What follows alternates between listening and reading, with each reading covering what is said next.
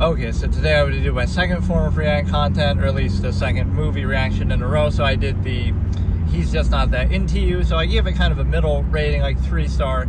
It had some really good qualities, but it was also a little predictable and kind of whatever. There were some memorable aspects about it. Jennifer Connelly's character was pretty interesting and well acted. Definitely a very toxic couple between Bradley Cooper and Scarlett Johansson, where they're both kind of pieces of shit because they're not, you know, they're both kind of just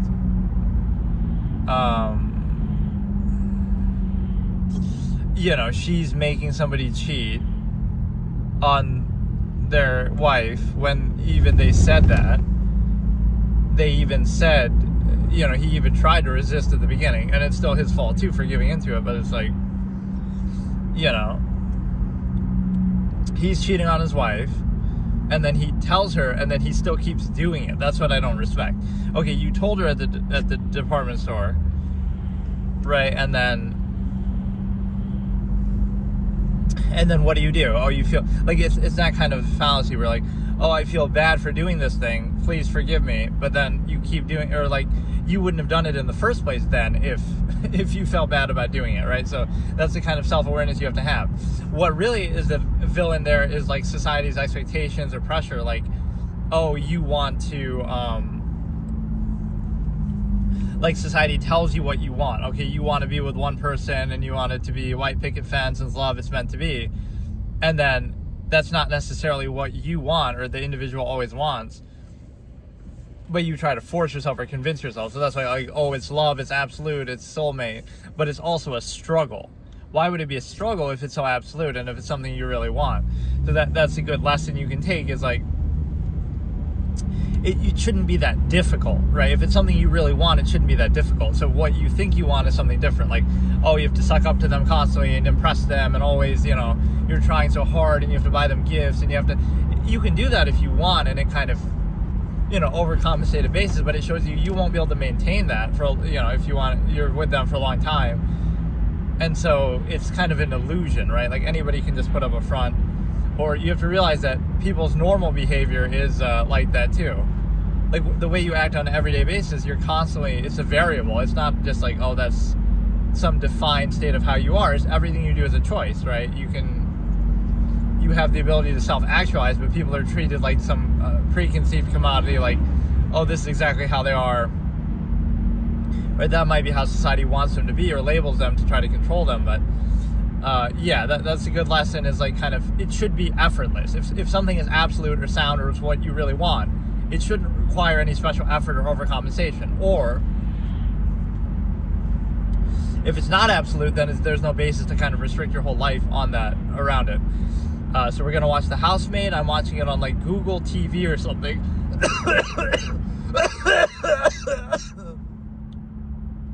I'm watching it on Google TV or whatever. I just looked up on Google, where is it online? How can you watch it? And so I've had to pay $20 for it, which makes sense because it's a newer-ish movie. I don't know too much about it. I mean, I've seen like an ad or so for it. Obviously, it has Sydney Sweeney as the maid. You have Amanda Seyfried, or I don't even know how you say her name, Seyfried, who I guess rose to some amount of fame from that show that I haven't seen either. Or was it even a show or a movie? The Dropout.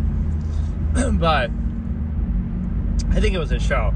But yeah, I maybe should see that too. So we're going to start at 5 minutes into the stream from 0000. This is a Google Play version. Just in case the timestamp's different, is 2 hours, 11 minutes, 22 seconds. We're going to start from the very beginning. And so I don't know much about it. There's going to be some cheating, obviously. A maid who comes in, and it's going to be, you know, the husband's going to be like, you know, obviously it's Sydney Sweeney. So that's a big, we're getting a thirst trap maid situation. So 4, 3, 2, 1, start. So we're 1 second, 2 second in, 3 second in, 4 second in, 5 seconds. Okay. So it's still a little bit off, actually, I think. But it might be like a second off from the stream. So the stream is like 5:13, 5:14. The thing is that, I accidentally paused it too. That makes it worse. It's 18, 9, so it's like maybe 2 seconds off. I can't really. Hidden pictures. So we're at 24 seconds, 25, 26 in the movie itself. one thing that's a problem is it's too quiet on the Bluetooth headphone that I try to use. But yeah, this is like a premise picture, like what I call, it's an interesting premise, and then it depends how far it goes with that. But it's pretty much, like the premise is attractive, but it's not, I don't know, it's not like super inspired. Like, okay, we get it. She's like, I already can tell you everything that's going to happen in the movie, basically. Oh, she's a maid, and then she's going to flirt with the husband, and they're going to have an affair or something, and there's going to be a fight. They might break up. There might be some twist, like, oh, maybe the wife's crazy too or something, but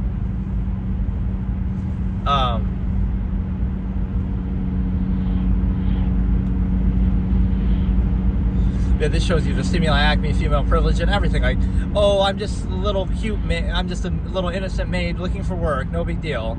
Not that you would use your looks to your advantage, or that that's part of the reason why somebody would or wouldn't, like it wouldn't play a part, especially in certain fields, like in acting or something. Right, so Sydney Sweeney has female privilege in every context.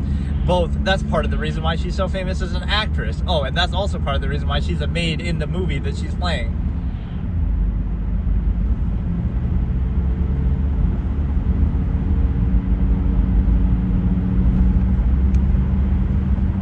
That was like a very pretentious...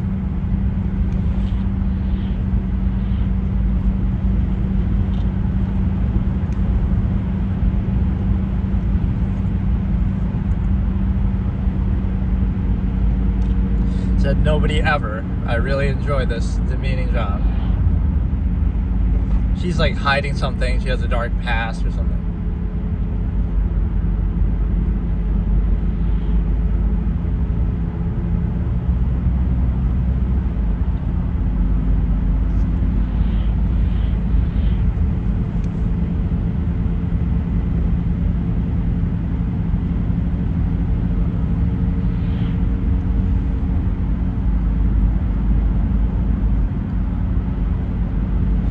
Or she could be like some sort of spy sent by somebody. That's kind of the vibe I'm getting. Like there's some ulterior motive, obviously. I don't know why I'm getting the vibe that the wife is crazier than her, though.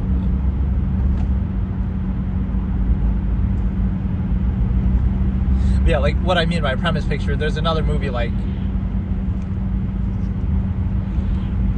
He's an architect?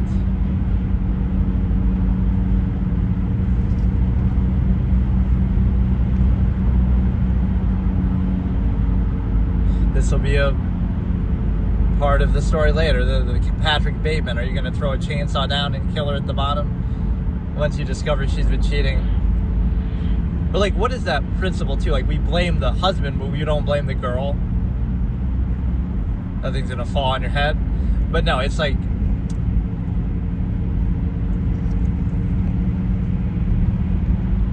Yeah, she could be like some spy, espionage, gold digger type. She could be... Sounds like me. Bro thinks he's me. Talking about Stanley Kubrick shit. No, why Eyes Wide Shut is overrated. The recent clip I just uploaded.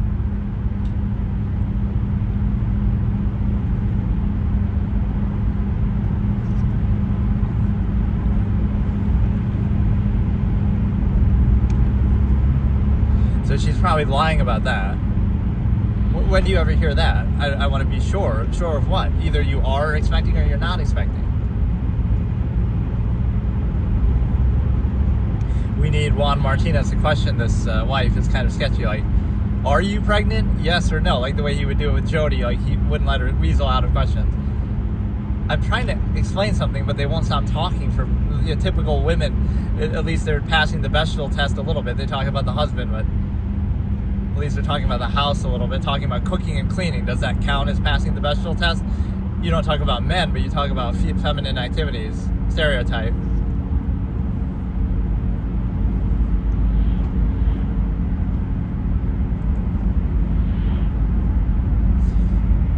She has some ulterior motive. Like they both have an ulterior motive, or...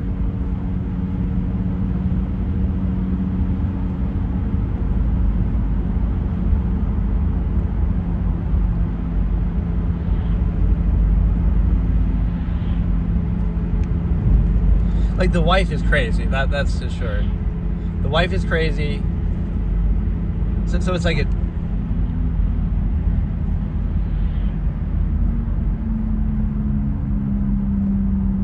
okay, I figured it out. I think I already know. And again, I didn't know going into it anything about it, but she's actually going to be there as like, but the way she's talking too is weird. But it's like, sis, just do OnlyFans and you'll be fucking good. You're Sydney Sweeney. Like, it's like when Jennifer Aniston has to struggle or do something.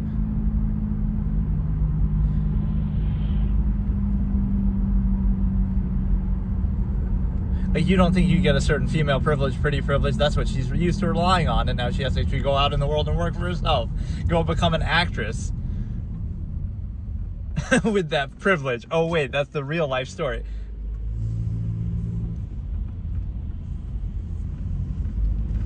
Yeah, just keep interviewing for jobs. The endless money glitch. But, no, it's like she'll be the nurse almost for the crazy wife that they're pretending is a maid, but it's actually to take care of her because she's going crazy or she is crazy. Right? That's my prediction, kind of. So the husband's trying to get her for that reason. Go sleep in a Walmart parking lot or some shit.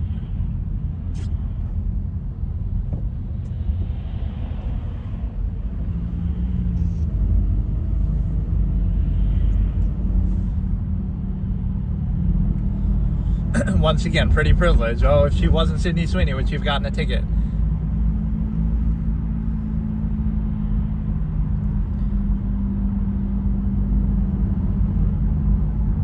See, why does the wife seem so, they're both sort of desperate, so for what reason exactly? Or it'll be like some toxic test on the husband to see if you would cheat the way that, whatever. Okay, there's this movie, which I don't know the name of, but I saw the ad for, like, of two people trapped on an island, one of them's a boss, one of them's a worker. So that's what I mean when I say premise picture like this. It doesn't matter whether it's good or not, but, like, the point that I'm saying with that term is, it's a very obvious basic premise that we've seen 100 times before. It's very clear and kind of catchy, but you can say in a production meeting, like, oh, look at this premise. There's a maid and she's going to cheat with the husband, and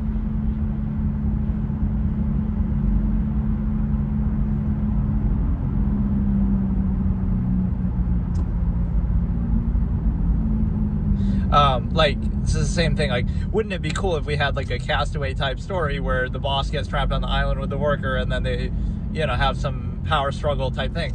So that's kind of how you pitch it in a meeting. Like, oh, that's a very cool, catchy premise. Now, whether the movie itself is good or not is a different story, but those are the kind of, you know, easy fix Hollywood movies. They're easy to pitch, right? Like, oh, you already kind of know what you're getting. It might be predictable. You know where it's going to go. It's safe. Right, it's all about the premise, and then the material is secondary. Right, it's very easy to explain and present and stuff. Or like, maybe the...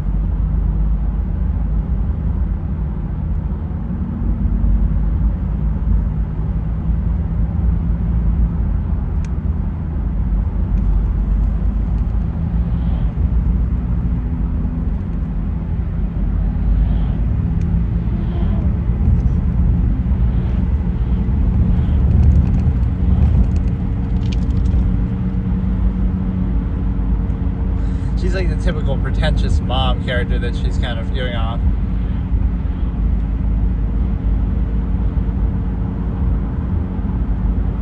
She was just doing that to appear professional, like she was saying. So again, the wife is kind of crazy. There's just something about her that I can tell is weird.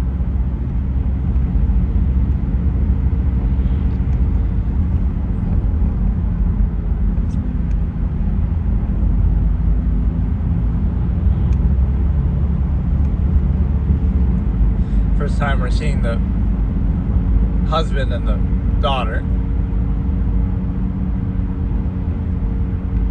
Like, you wouldn't meet the whole family first before hiring them? Or maybe the wife didn't tell them?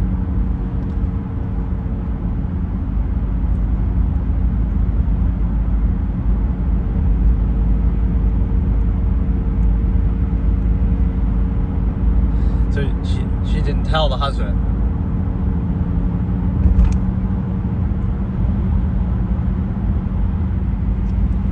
or like they already know each other, or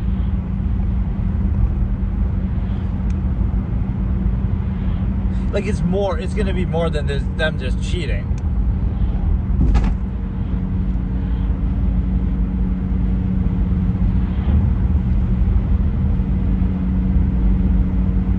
So like she's gonna they're both gonna try to get the wife killed or something, and it's this frame job so they can take the insurance money or something.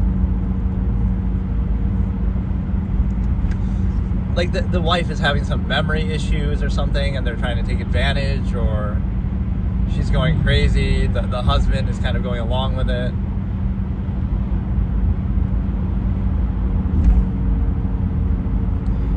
I'm just coming up with a bunch of theories, but basically, even though this is kind of the trick of the movie, it seems like Sydney Sweeney seems sus, Millie seems sus, but it's actually the wife who's more sus, right? So maybe Millie's just sus in a normal way, like she's just looking for work and she's just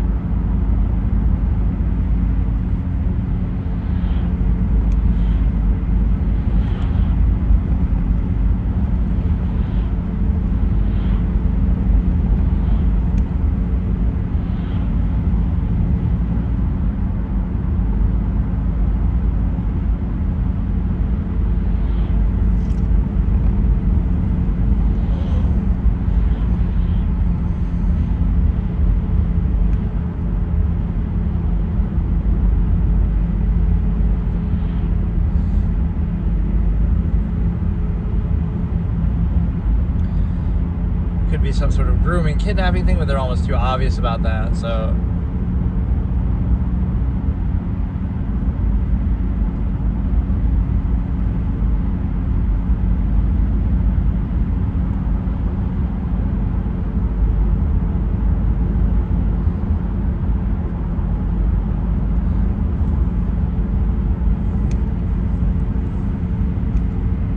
like she's not telling her husband that she's pregnant. She's not telling him that she hired a maid, or she's trying to hire a maid as a live-in. So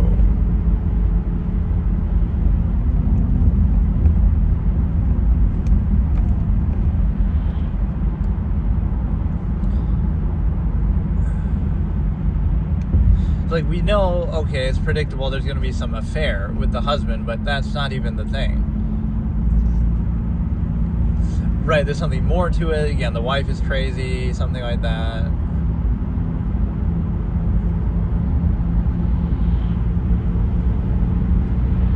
This is the deadbolt fear that you were worrying about.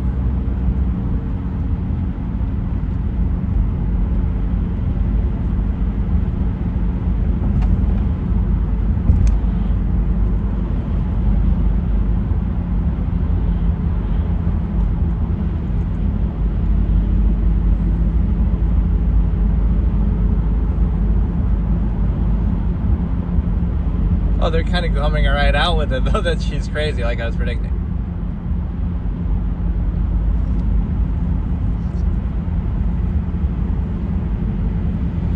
Still a better line delivery than Batman saying, "Where is she?"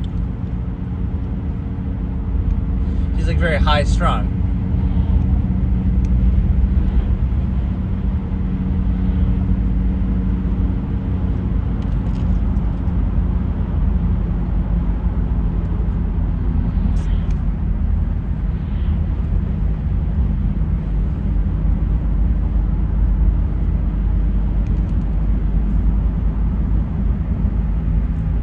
Yeah, now, this is red flag number one. Why don't you just leave right now? She's like having some memory issue, like where she keeps forgetting things, or she freaks out a lot. So you're getting the housemaid as sort of a pretense to be like a nurse almost.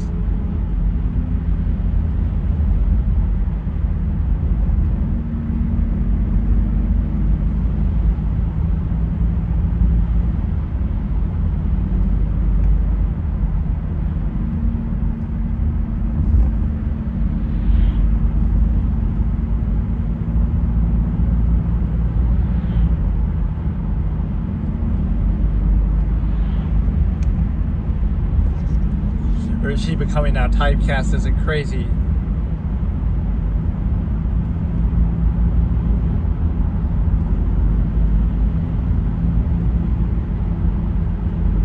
As like, or like the husband's gaslighting her and now we'll blame it on the maid. Or,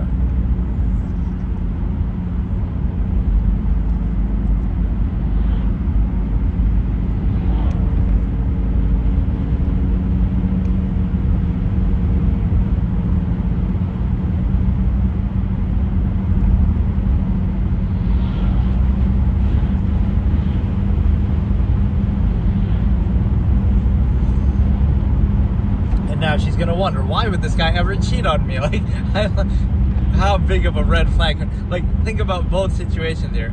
She's wondering, why would my husband ever cheat on me when I'm acting like this? And then number two is, why would you ever stay as a maid here when she's this crazy?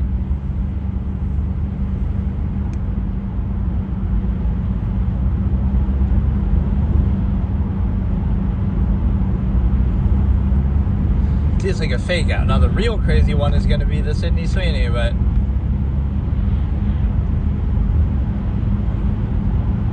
like, what is it that they're trying to really show here? Like, you should just get out of here. This dude, they think this is like Get Out, where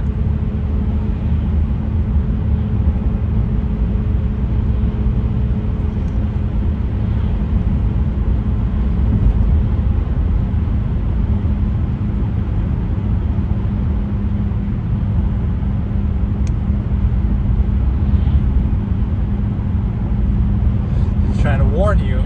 I like the part where he says "get out" in Italian, and then she gets out, and the movie ends. Can you blame a guy for looking at you? You're Sydney Sweeney, after all, right? That's nothing creepy about that. He's just a little perv. You're just a walking thirst trap, am I right? It's nothing scary. Like we had the Laurie Strode effect. Oh, Michael Myers just thinks she's cute. There's nothing, he doesn't have any bad intention in mind, of course. Like, oh yeah, just Sydney Sweeney walking down the driveway, no big deal. You're shocked that anybody would glance at you. Okay, they're laying on the wife thing a little bit too thick.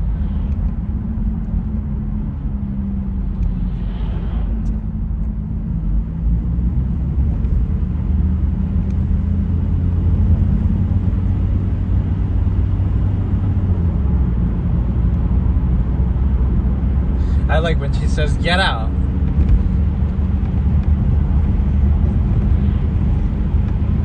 It's kind of too obvious, though. So you make it too...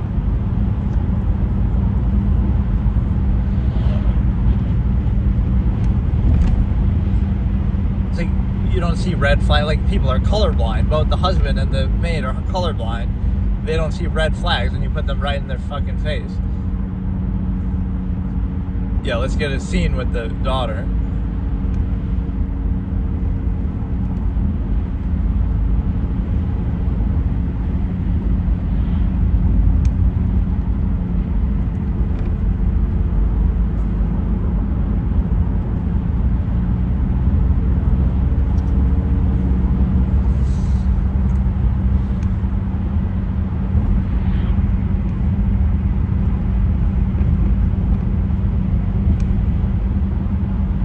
Or does she have like the signs hiccup, like everything is contaminated?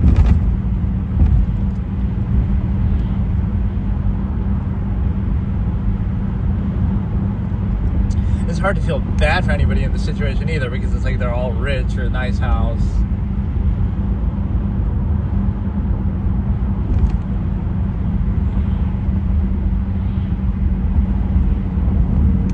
Maybe it's not even his wife, the chick. Like, something's unclear here. But oh, do we get the pose? We get Sydney Sweeney in the pose, dude. This scene directed by Quentin Tarantino, right? Like, we know that these little, let's just say there's a whole generation of guys online who, come on, dude. This is why you made the whole movie, to get Sydney Sweeney in the pose.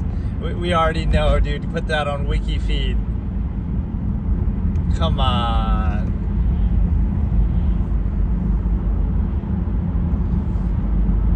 Bro's real subtle. Dude. You gotta get the attic shot of the pose. Sydney Sweeney in the pose. That's why you made this whole fucking movie as a dude. Yeah. As Quentin Tarantino's a co-producer, totally. So stupid, man. It's like so unsubtle too. Like this didn't take any. Oh, okay. Yeah, damn right. It's a dream sequence. It's the producer's dream sequence come true. Like in some ways that sort of hurts, right? When you have a certain actress who's known for certain things, like their looks or whatever. Or, you know, these scenes are almost cut together like they're meant to just be in a trailer. Like, oh, I want you to feel safe here. That seems like a trailer type line. Or you ruined my whole day. That's a trailer type line. Like just these little one-liners that stand out as red flags.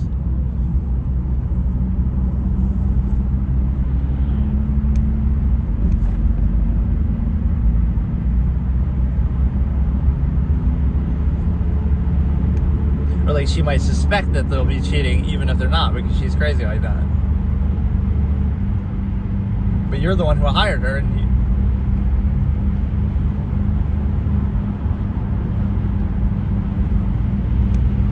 you know, it's just not nuanced enough. Like it's very on the nose.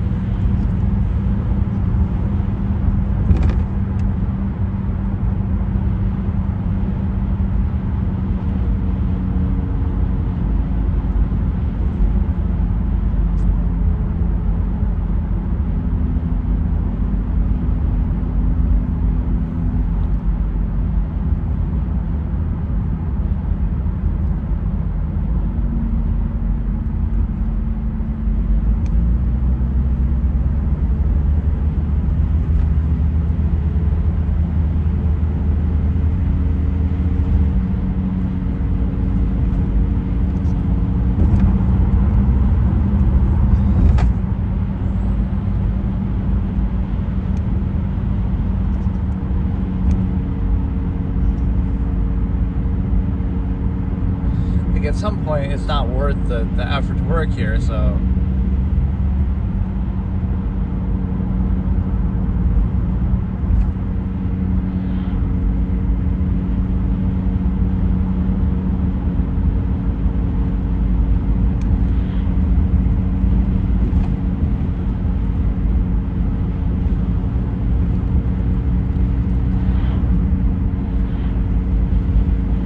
she wasn't lying. She really did have a meeting, but she has to tolerate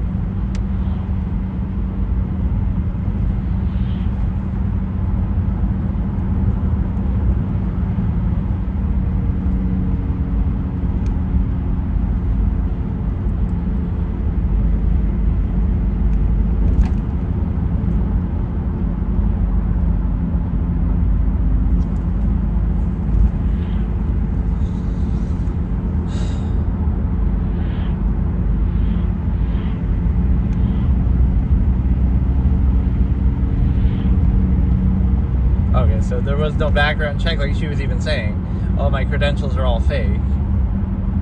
So this is like the fake out, like, oh, she's bad and she's hiding a criminal past, but really she's the victim in all this because the wife's going to be crazy and kill her or something.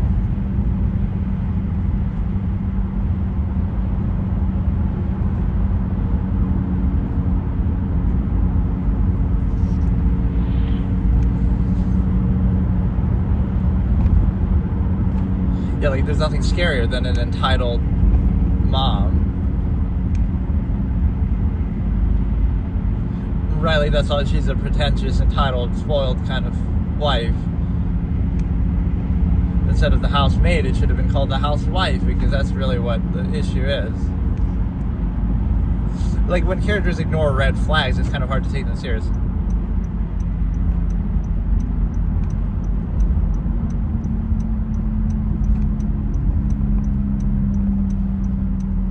Nina's new girl. Like, what happened to the old girl? Why are you saying it like we're some disposable commodity?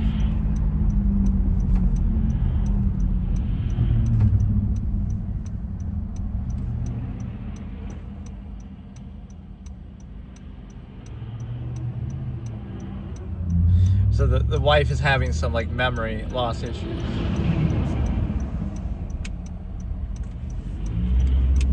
Your girl. Why are you calling her your girl? Now you could show the message as proof.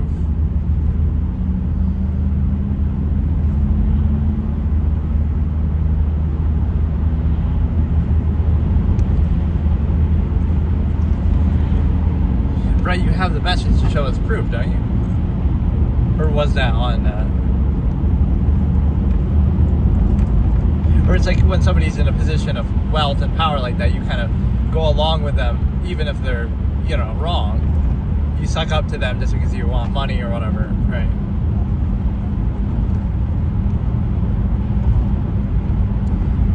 But you have the call in the message.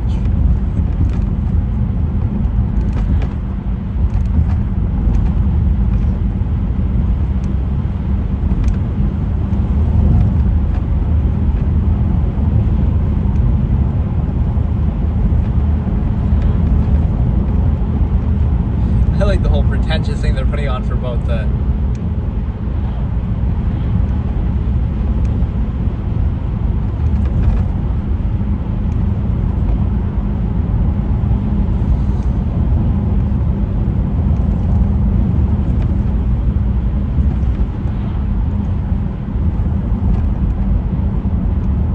Why is he so obsessed with roots? He said the same thing with his wife.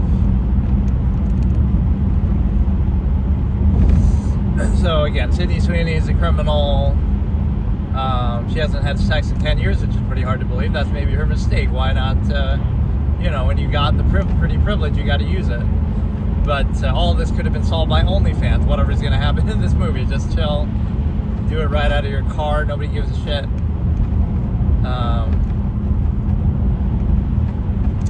Again, this is hard to take it seriously because all the characters are so dumb and they're all walking red flags. We got a walking red flag versus a walking thirst trap, right? Sydney Sweeney versus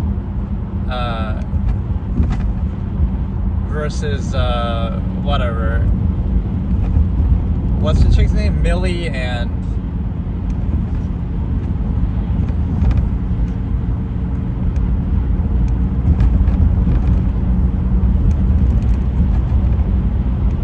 now there's going to be some sexual tension between the husband and...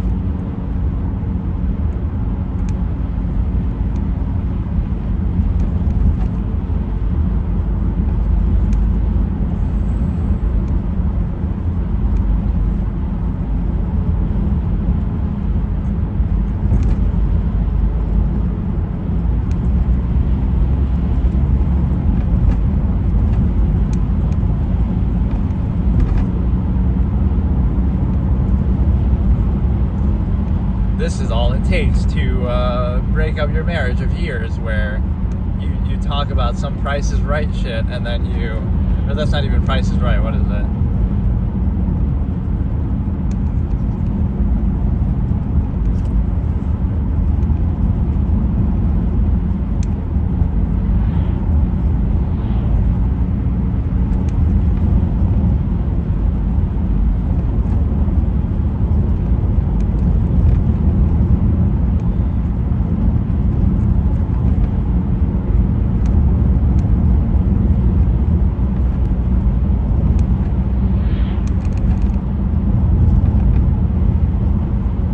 This is at least a emotional, nuanced kind of scene.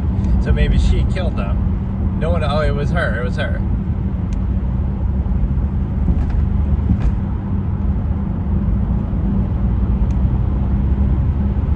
She did it by accident or on purpose. That's why she's so crazy, or that proves she's crazy.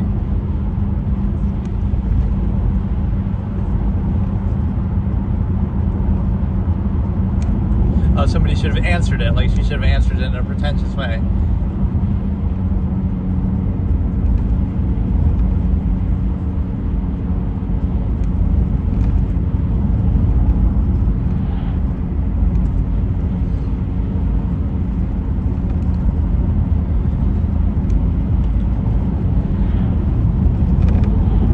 See, the husband's playing it all cool, but you're kind of inviting the wrong thing. Like, she's already crazy, so now you're doing this, and she's gonna start to wonder. Oh, that was kind of a good look, though. I like that cheeky look she gave.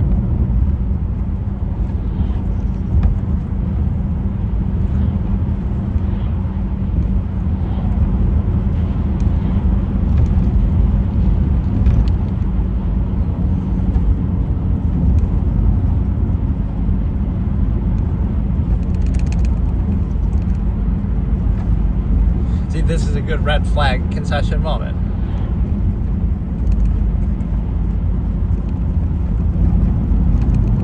No, like, you should both want to be out of here. Just leave and be done with it. See, you shouldn't have done that on either side.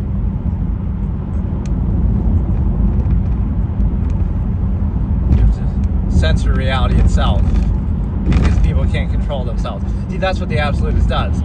Absolutists would say, we take control in our own hands, so we don't need to be inhibited because we can control our own nature. And we also, see, that's actually a fair response, though, right? You might suspect that in those moments. That's actually not, that's the first non-crazy thing that she's asserted so far. They're sitting together, they're watching that, right? You would possibly suspect that. At 2 at night, you know, I get it.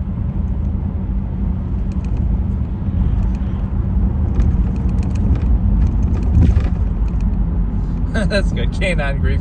Is there such a thing?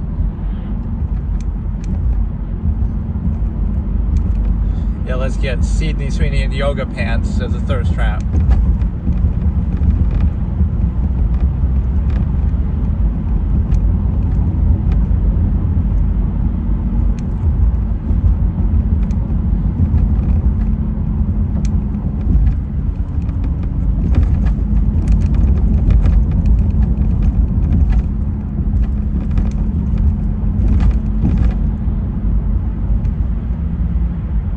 Like, sort of the fakeness of it, that like, oh, they're rich, so they have something to gain from her, so even if she's crazy or whatever. So like, she's shocked that she lied about already being pregnant.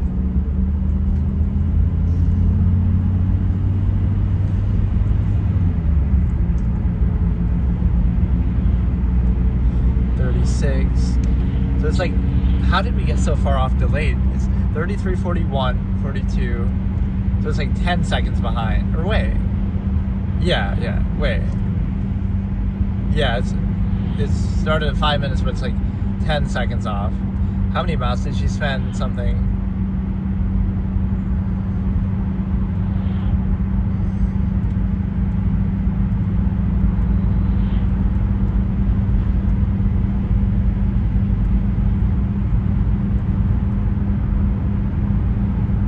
Really, that brings me to one of my expressions, like, if people talk to you,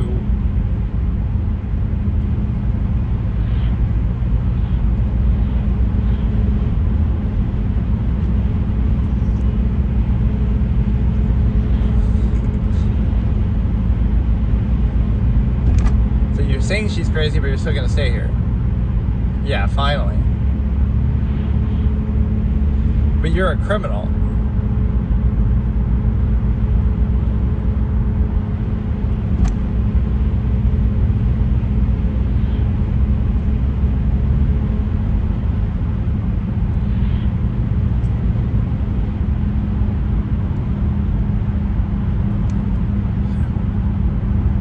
Wait, but that, like, I like how that scene's cut. She's saying next Saturday, well, have fun. And then, oh wait, but I'll see you for a whole week in between then and now. So why am I saying have fun? Like, we're gonna see each other every day until then, but it's cut like, oh, the next scene they're going. Like, that didn't make much sense the way they said that. But, like, one of them's a criminal and one of them's a psycho, whatever. Yeah, you couldn't tell from her behavior, acute psychosis. Yeah, go make an OnlyFans.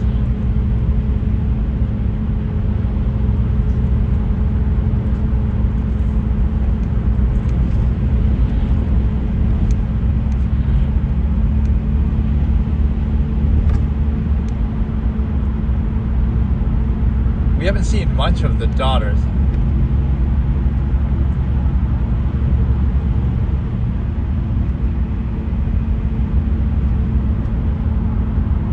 Trying to gaslight a little kid. So now she's gonna tell the mom, and then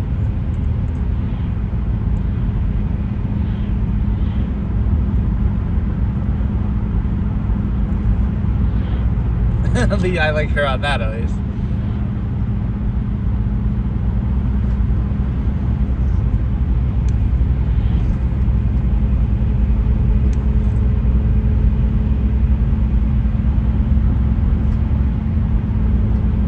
Or she's mad that she's leaving, I guess, but we haven't seen enough of her to really care about.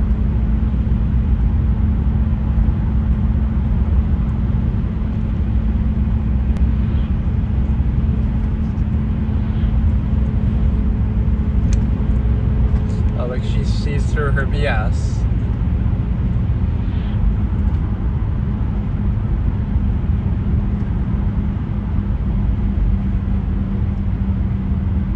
Juice is a privilege, like that's what she's taught too.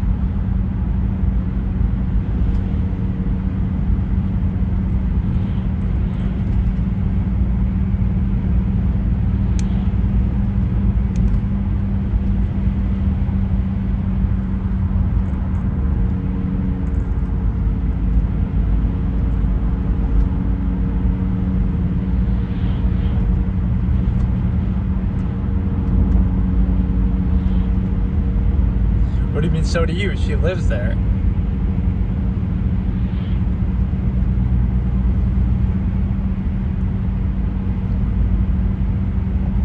Okay, we'll stop it there. I don't like how the timestamp, 38 minutes. I don't like how the timestamp got messed up over time. I'm not sure exactly why. Like, it maybe froze a couple times. So it was roughly like 10 seconds off, which is... It's so hard to do this, like, unless I have some, I don't know, some clock on the timer on the actual stream itself, but I'm just trying to sync it up with the stream length itself. But yeah, that was somewhat interesting so far, but it's kind of too obvious, I guess, is the problem. Right, it's just too kind of on the nose and too predictable. But yeah, we'll check more of it next time. I think it either lagged or something else. I'm consistent. Okay, so today I'm going to continue reacting to the Housemaid Part 2, starting at 38 minutes and 5 minutes into the stream. We watched a little bit of it yesterday. It felt very mediocre, very predictable so far. Maybe something crazy will happen, but I don't like to judge movies too early, but just the presentation even of what's happening is kind of laid on pretty thick. Like, okay, the wife seems crazy, this girl seems also crazy, a little, that she's ex-criminal history. So the problem becomes sort of the vanity of it all, like, or like not being able to see the red flags, right? Like the wife is a red flag, the house, the room, whatever's a red flag,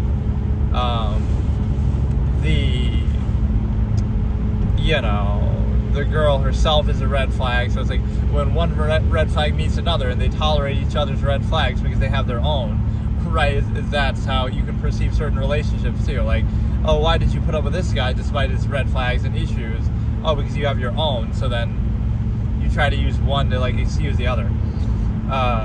So let me look at two concepts here. One quote that came out of mine from the past, my debate format, was, this is where I'm sort of combining it. I'm not just a film critic, but I'll combine my absolutist philosophy into here.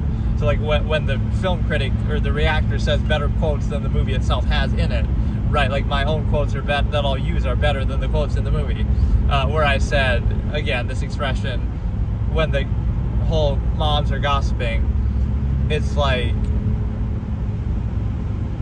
if people talk to you about others behind their back, then you should be aware that they'll talk about you to others behind your back, right? Like, oh, you're gossiping, and oh, look at all this gossip, and we're just talking with our friends. But they're talking about some of their other friends or other people, right, to you, and they're gossiping to you because, oh, you're the friend. But they're talking about other people behind their back, possibly even a mutual friend or another one of their friends. So then when you're not around, you don't think they'll do the same thing. They'll talk to that same friend about you behind your back. So that nature of gossiping, it kind of folds on itself. How could you ever trust somebody who gossips not about you to your knowledge, but they're gossiping about other people to you, you don't think that they'll do the same thing about you, so you would have sort of trust issues with that they're kind of, that's the nature of gossip. And then the second point is like the necessity of contrivance, in the sense that like, oh, something is only necessary because of other people, or because of, right, you're subject to the contrivance state in the first place. So, right, you're measured by that, but it's not an inherent measure. It's like, oh, in this culture you might have had to do something, arbitrary that doesn't actually serve a purpose, but you're measured by that, right? It's your, not an inherent objective standard that you're being measured by, but by some arbitrary thing, right? Like some preconceived expectation, and nothing can be a choice or a variable beyond that.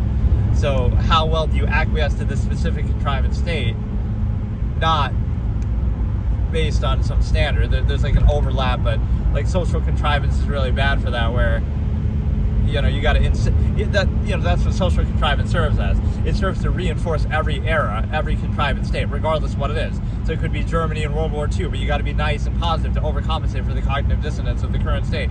So no matter what the era, you try to reinforce it. So social contrivance is nothing more than a way to try to reinforce whatever is in front of you, even if whatever's in front of you might not be perfect or good or whatever. It might be flawed, it might be terrible.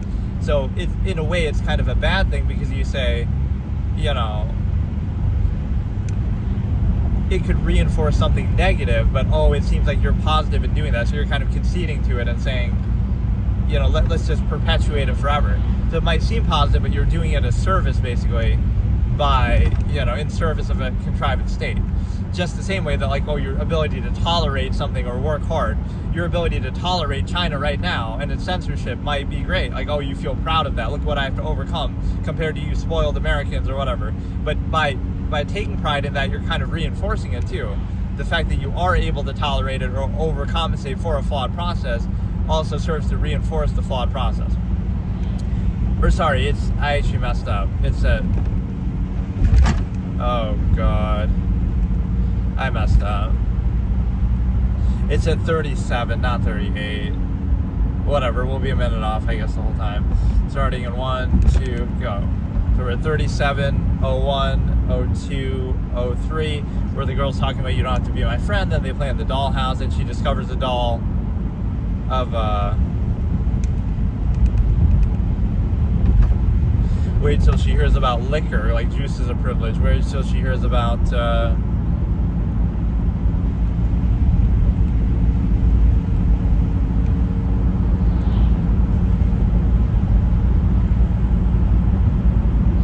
so again, she's seen a million red flags, like, from the mom, not really from the dad, but maybe that'll be the twist, like, I could...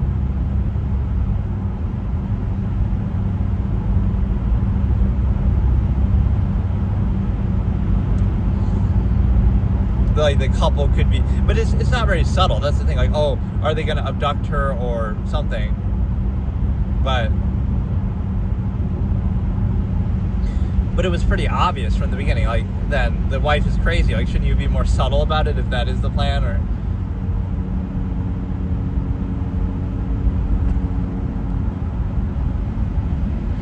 I get it. That's what they try to find a surrogate to get pregnant, because she was talking about that from the beginning, that she's pretending to be pregnant. That's why she was being crazy and making all these noises and yelling, as if she doesn't do that every day about every single fucking thing.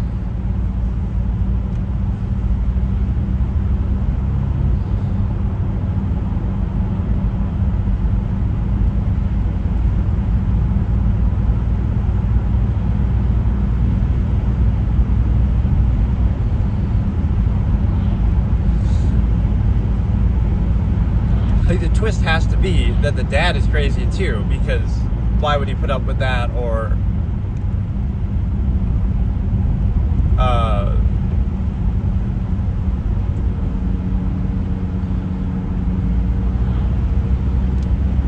right, that he's in on it too, trying to abduct her or something. But she doesn't, it's too many red flags. Like, she's seen that, let's count the red flags. She's seen that her doll went missing. She's seen all the screaming. She's seen all the craziness of the wife. She's seen the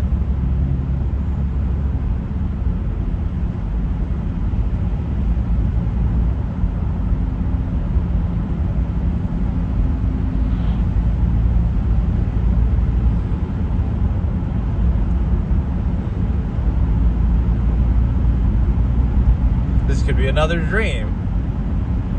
Not that she belongs in a nut house, that she already was in a nut house. Or she was maybe cutting herself.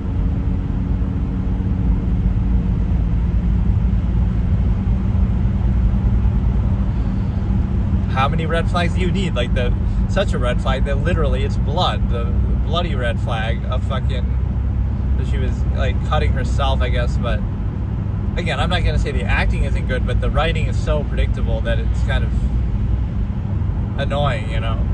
So we're a minute off from the timestamp. We're a minute ahead or behind. 40 minutes, whatever. So 40, 27, 28.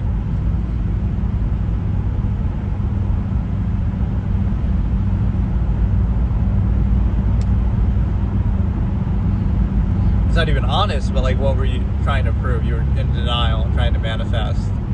Do you subscribe to the law of attraction like Jodi Arias? Is that what it's going to turn into?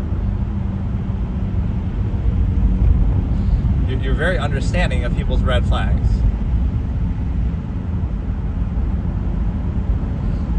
Like, you could attribute, oh, that's the reason for her craziness, which she's already...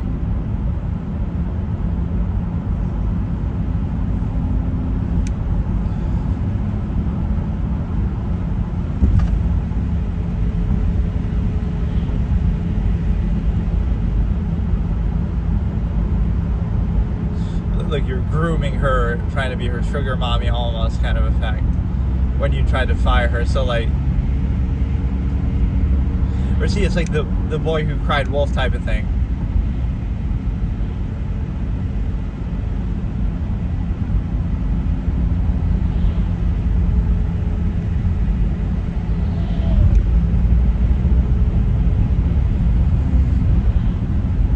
And see, like, the thing with truly crazy people or people who would be like effective is like, you would realize what other people's reactions to your behavior would be. So everything you do is performative. So you realize, oh, this is how they're going to react, or this is how they expect me to react.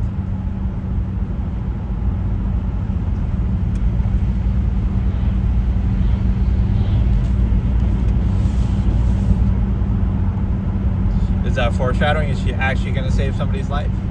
So like, again, it went from red flags on both sides. But like, she cries wolf, like she gets crazy about everything. But then one time she's going to be right. Like, oh, maybe the husband and her, Millie, are going to be, cheating together.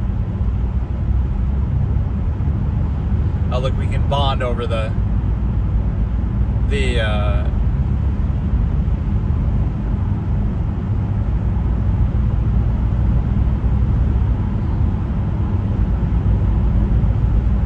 or you're saying openly in front of her that she's not good.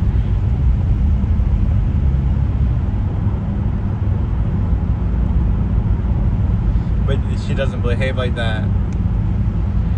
You've seen it in front of you, like.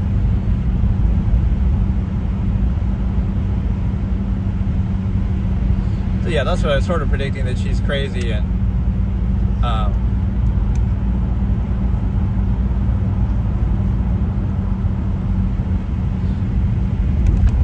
or even when she was a kid, she supposedly burned her house down and killed her parents too.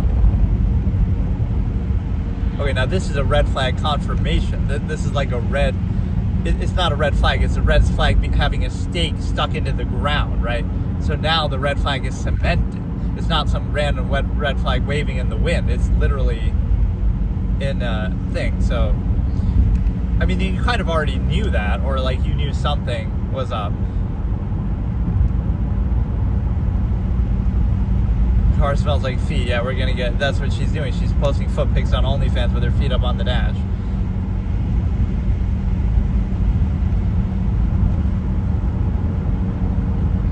Now you're being all confrontational. Why? Like, how many red flags do you need? So we're at 4047, 4409, 4410, 4411. Haven't been this worried about an Enzo since The Godfather.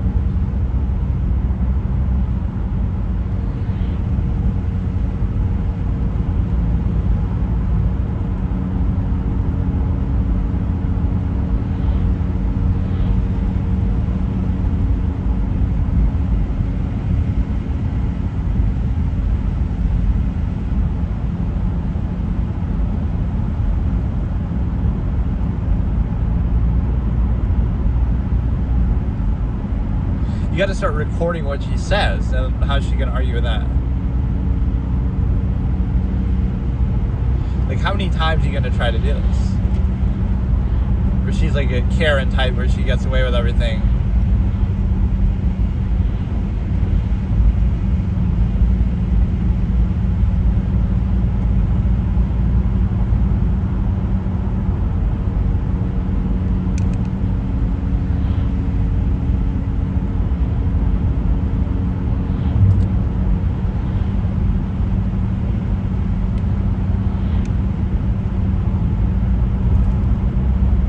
So the thing is, again, the red flags that you ignore, like, again, she tried to fire Millie already because she thought, oh, there's something maybe going on with her husband and her, but then she doesn't. I'll give you another week, and now she's still there.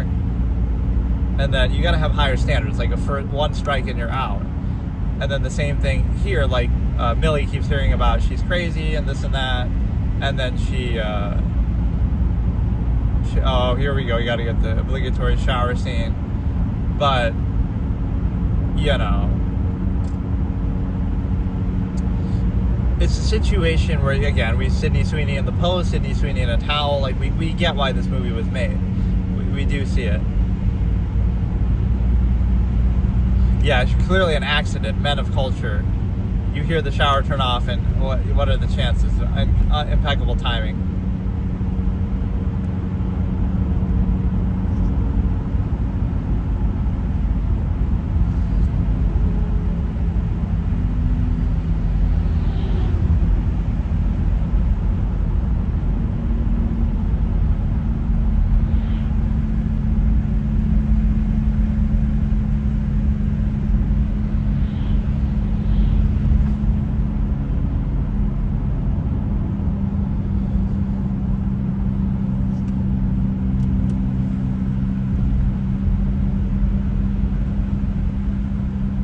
Now they'll end up going together. What a great...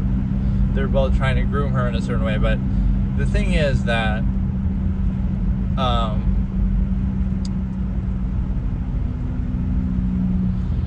again, it's that self-awareness. That's how you got to write a character sometimes. Like, they may have something that would be considered negative by other people, but they wouldn't show it.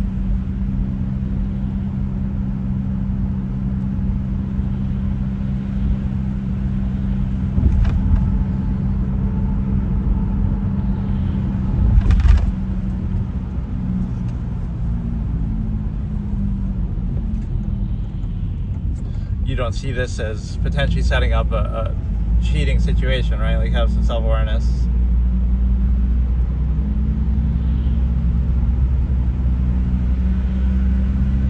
Like, it's so obvious that you would be setting up for this.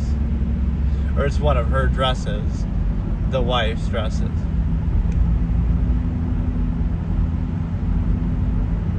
Yeah, like, and how could we have ever seen it coming? I didn't mean to cheat on you, honey, even though we're creating a situation where it'd be super obvious. But,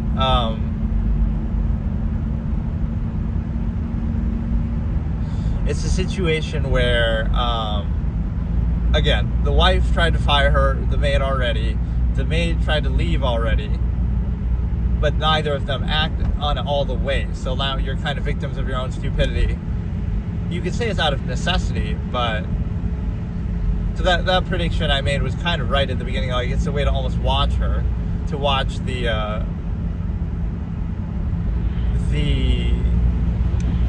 wife, in a way, right? You're almost there to take care of her.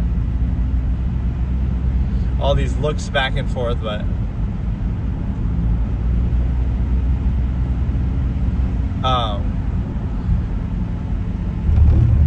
like, you'll think, oh, it's weird that this guy's looking at you, but after you look at him, to be able to see that he's looking, like, which is weirder? Oh, you see that somebody's looking at you, but you're looking at them such that you can see that they're looking at you, so...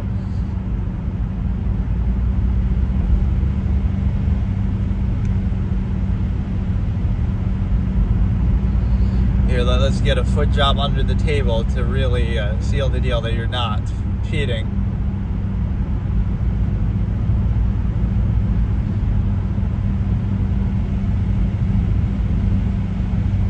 Trying to flex your money. And then obviously women gotta act all innocent. He's gonna roofie your drink or some shit. But, you know,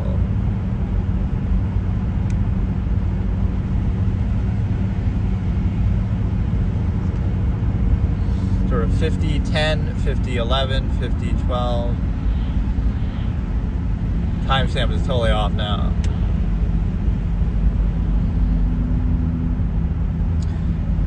Because she has a criminal background, living her best life, doing, I don't even know what you do.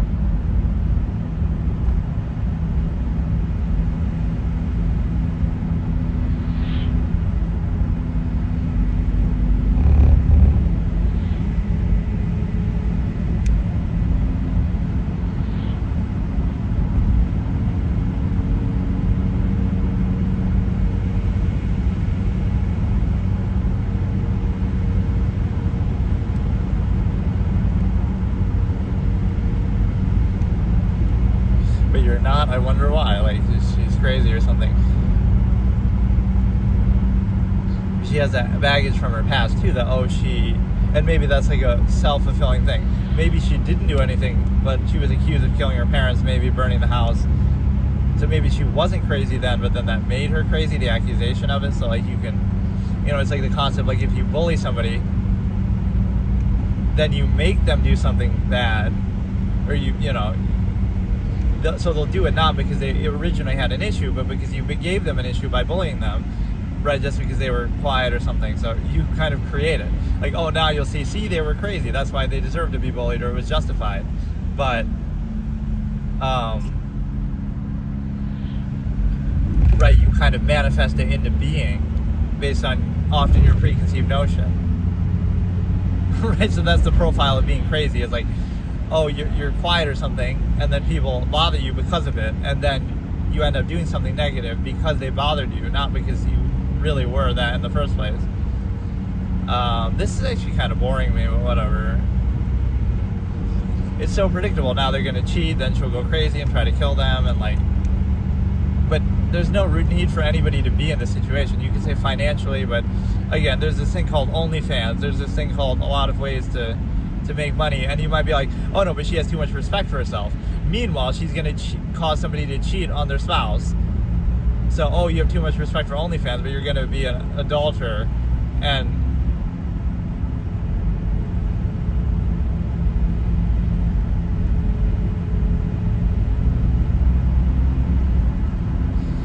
right, so you end up appealing to your sexual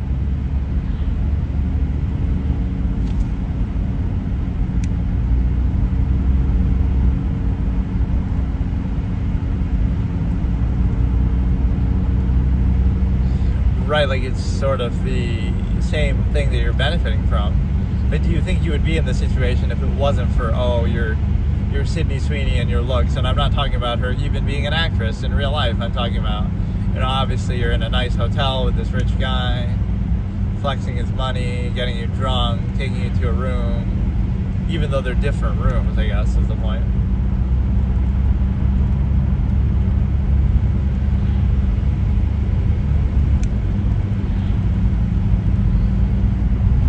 And see, it's like, oh, you both kind of want it. You wanted to give her a kiss, and she wanted you to give a kiss, even though you're married. Like this sort of weird thing about society that conditions you this way, that you don't want to admit what you want, but then you're controlled by it anyway, but then it causes problems. You can't be deliberate. Because you might think, why not? Everything should be self-aware and deliberate. Like, you choose to do something or you don't. But that shows you you're controlled. It's not, your mind is not your own, because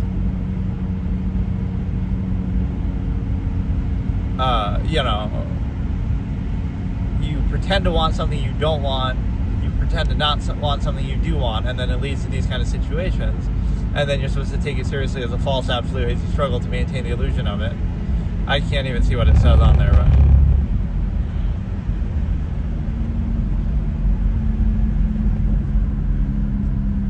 or she's getting crazy texts by the wife, probably, from the wife.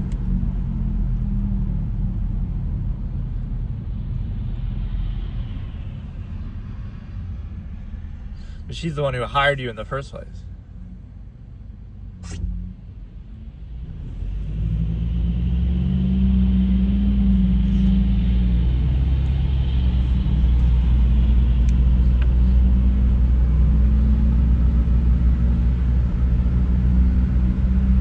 Or I don't know who it was that's texting. I thought it was the wife, but maybe it's not. I couldn't see that at all. That's one disadvantage of doing this, like, while you're driving or whatever. It's like I don't really have to look at it too much, right? It's just out of the corner of my eye, but for stuff like that, right, you can't really see it. Wait, that escalated pretty quickly. 55, 36, 37. So that's why I don't respect either person in the situation, because again, you're aware of the marriage. So like, if you're not happy with your marriage, then have a divorce, and then you can do this. But no, oh no, you're gonna say you're not happy with your marriage, but you're gonna stay married, and then you're gonna do this with the maid. So like, I don't have sympathy for either of them, because, and then you know that he's married too, and I just don't respect it, right? Break up with her first and then do this, right? Why do you have to?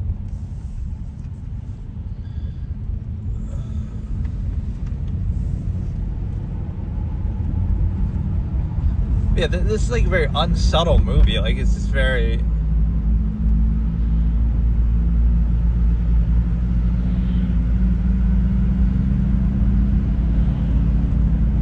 Let's see how gratuitous it's gonna be, though, because. Yeah, I have zero respect for you, because, like, what credibility do you have? Just that, again, can you blame this poor girl for doing this? Or, can you blame the guy? But, like, you can, because you shouldn't be doing it with a married person, and I don't know. But I guess it's worse for the guy, because you're the one who's married. You're the one who has the money and the opportunity. You could get divorced, or you could be with anybody, but you choose to cheat. You could feel bad for the girl a little bit and say, okay, she's down on her luck or whatever, but you still shouldn't cheat. And like, you're aware of what you're doing, right? So the sympathy factor is zero. Even though you'll say, oh, the wife is crazy, that doesn't matter, right? Oh, if she's crazy, break up with her or something.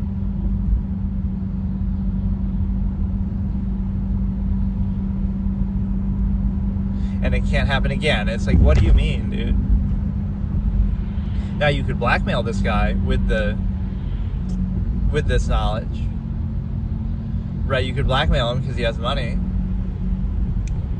right? That'd be the first thing that come to your mind. But yeah, like, you have instant regret, but it's like, you just did it. Like, what do you mean? Like, oh, it was because you were drunk, but you chose to get drunk, so I never buy that as an excuse. Like, oh, I did something while I was under the influence, but then you chose to be under the influence, especially in a situation like that where you're with the person, and it makes you act more like your inherent natural self, actually, instead of what you pretend to be. But what it means is also that you're kind of, you're kind of in a position to basically, oh,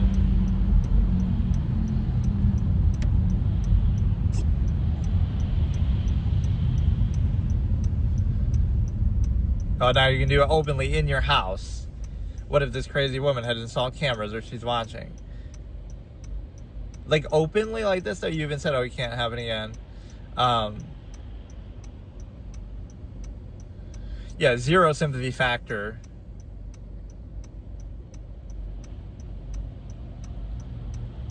That was such a casual way. Fuck it, I'm just gonna... Like, maybe that's the one thing the wife was right about from the beginning. Like, oh, they're hanging out watching a movie at 2 a.m. and then it leads to this eventually. Like, people are stupid that way. But what happens is, what was I gonna say? Like even like addicts, like, oh, you have an addiction and then you're the victim.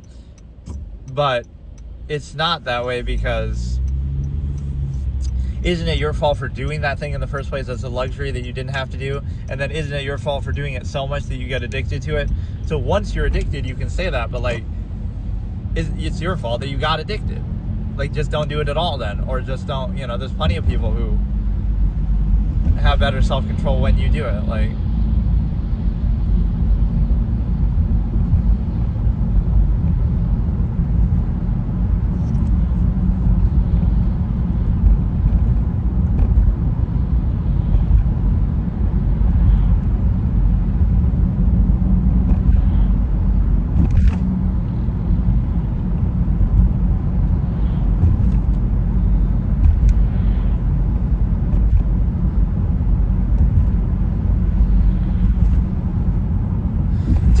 use this is what I don't like about it. You have this false absolute, this marriage, right? Let me, okay, we'll stop here. So we're at an hour. I'm sorry I keep getting the timestamps off, but we ended at 1 hour, 25 seconds. But no, it's like you use this, like you'll use the fact that, oh, she's crazy, that's why I cheated. But that actually doesn't justify it, right? So I'm going to argue with that point. Like,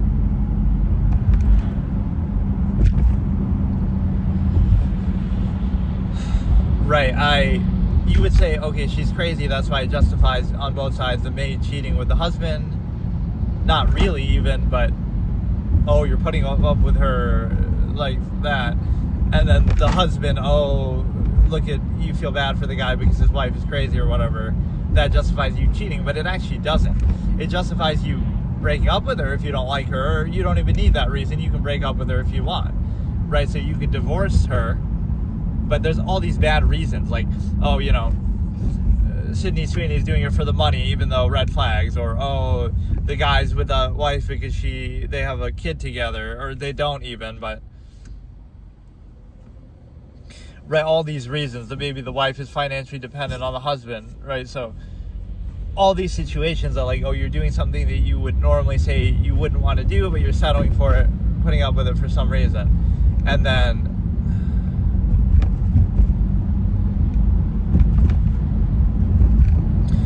the other aspect of it is the fact that,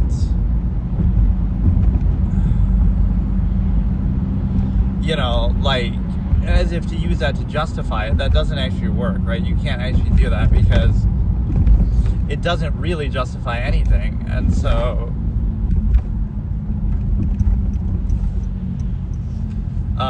you should break up first. You should be direct about it.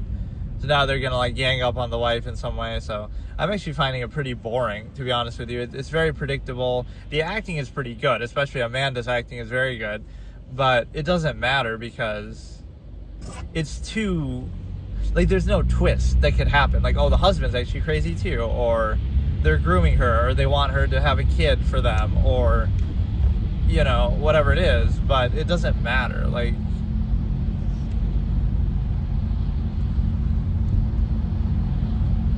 right, whatever happens is kind of just dumb because it's very predictable. We've already seen like a million red flags, so then it takes away kind of some of the seriousness, like, oh, now somebody's gonna get killed or whatever, and it's like, you should have seen that coming a mile away, right? So I don't feel bad really for anybody. Even like the wife was having the instinct that she should fire her, and okay, if that's your instinct, then you should do it, but then she's not being taken seriously because she's crazy or whatever. Like, it's just kind of dumb. It's like that lack of commitment, right? That's why an absolutist wouldn't behave in such a way either sense, because you'd be direct about it. Like, you would do something in a full way. You wouldn't be like, oh, I'm not sure or something. You would do it fully. And the reason why you do it fully is because, you know, you would expose the contrivance in others. So when you expose the contrivance in others, what it actually shows you is the fact of, you know, self-awareness is the enemy, or whatever the case may be. So what that means is you would do it fully without reservation. And so either there's finality for yourself or for contrivance. So there's no pretense of valuing it, like, right, or like the fallacy of permission where you have to justify yourself to it almost. Okay, so today I'm going to do part 3 of reacting to The Housemaid. Obviously seeing it for the first time, relatively new movie. So far it's been pretty boring, pretty predictable. There's going to be some probably stupid twist at the end to try to justify it, but that's always how I operate. It's like, you know, the ending doesn't make or break a movie, right? Like, let's say, oh, it's the best twist ending or something ever. It still doesn't necessarily make the rest of the experience good if, oh, every scene was boring as hell and then all of a sudden the ending is good, right? Like, that's not really how it works. Even if those things are in service of the ending, you'll say, you know, so what, right? Like, just because that's, you still got to judge it minute by minute, right? The overall experience, but it's kind of what I said about American Psycho and Eyes Wide Shut. It's like, even if you like the theme of the movie or aspects of it, the endings are both pretty bad. They don't actually, you know, address a lot of things like the Willem Dafoe character and whether he's going to get caught or not. It just kind of throws that out the window. And also, Eyes Wide Shut, like all the intrigue with the cult and stuff. So we're going to start from 59 minutes in, at 5 minutes into the stream. I'll try to keep the timestamp accurate, but it always stutters or something, so there's really nothing I can do about it. But yeah, I'm pretty bored. Again, the wife is crazy. The husband and her are cheating now, so we should go over some cheating etiquette. Like, if you're gonna cheat with your maid on your wife, at least don't do it in your house.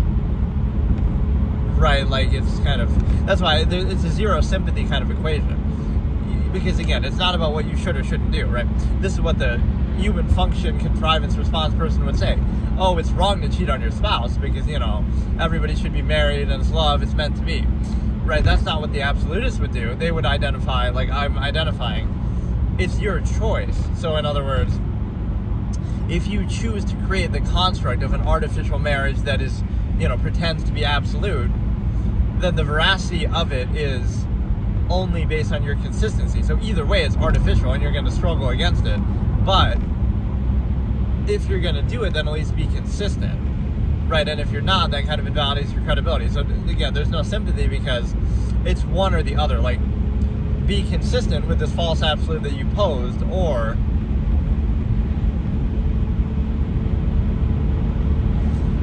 don't pose it, and then you're free to sleep around with whoever you want. So that's why sometimes society pressures you into that too much. It's like, why not just be, you know, if you want to be a player, you want to sleep around. Like Sydney Sweeney in this movie could do that, right? Millie could totally do that because, but no, like, they're both unsympathetic because, like, what is the point of this, right? The husband is cheating on his wife. Doesn't justify, even if you think she's crazy, you can break up with her. And then Millie is also, again, she can sleep around for money or whatever it is she wants, but it's not necessary to do it with this guy. Really, there's that pseudo innocence that I don't like. Okay, let me start it first and then. Starting in 5, 4, 3, 2, 1, start. From 59:01, 02. So she's just coming home, even though, you know, they're cheating upstairs. He just did that little funny line, like, fuck it, and then picks her up. But no, it's like this pseudo innocence, like, oh, I feel so bad, I'm so sorry for cheating or something, and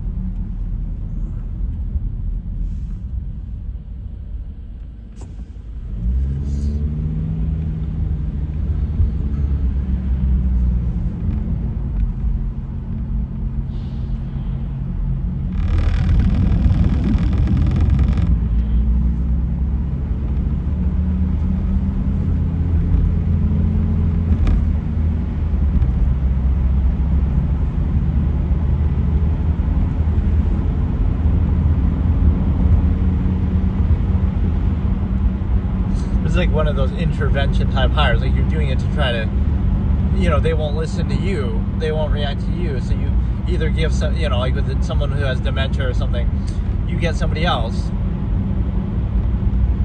a third party, so that, okay, they'll react differently to them, they'll be embarrassed of their behavior to them but not you because they take you for granted, or they'll listen to them but not you, that kind of a thing. Kind of like the exposure fallacy. Oh, you value your family just because, you know, or somebody because you've been exposed to them a lot, or vice versa. You don't take anything they say seriously because you know them so well, but if you knew anybody else that well, you might feel the same way. But no, I don't like the pseudo-innocence.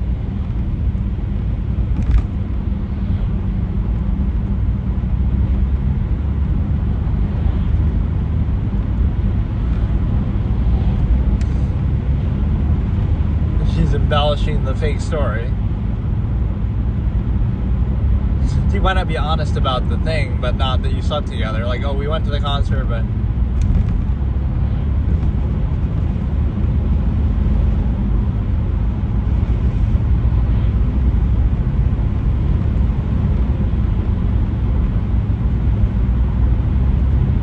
Maybe the husband genuinely didn't know that. Or maybe, again, they're running some sort of con and the whole thing was planned from the beginning. If there's a lot of red flags and animosity, so we should just leave. See, now you don't get to do it like this way. Oh, the wife's crazy, so look at her. No, you're actually still wrong. It doesn't matter that the wife's crazy at this point because you've cheated and you've lied and you've hidden your criminal past. But you say these things or you have these issues, but you keep going along with it. So, no, like this pseudo innocence or like, oh, I didn't mean to do it, I'm sorry, but you chose to do it, you can't control yourself. Okay, I lagged there for a second.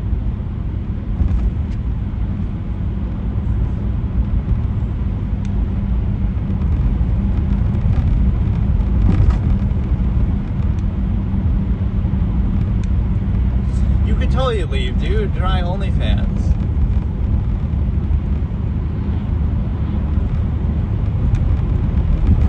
That's such a defeatist attitude.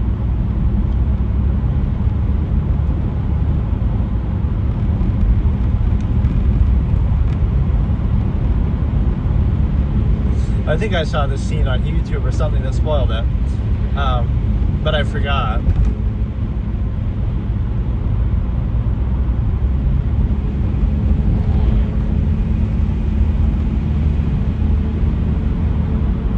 I don't remember exactly when she gave her the phone even, but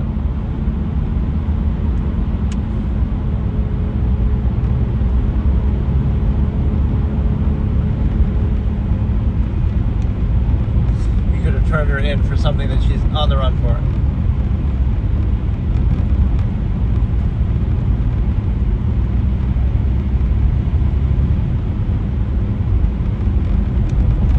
What exactly did she do in the past, too? I forget if they told us.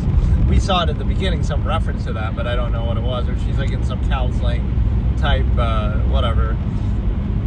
So right now we're at 103, 28, 29, 30. The timestamp always gets messed up. Like it's like 7 seconds behind the...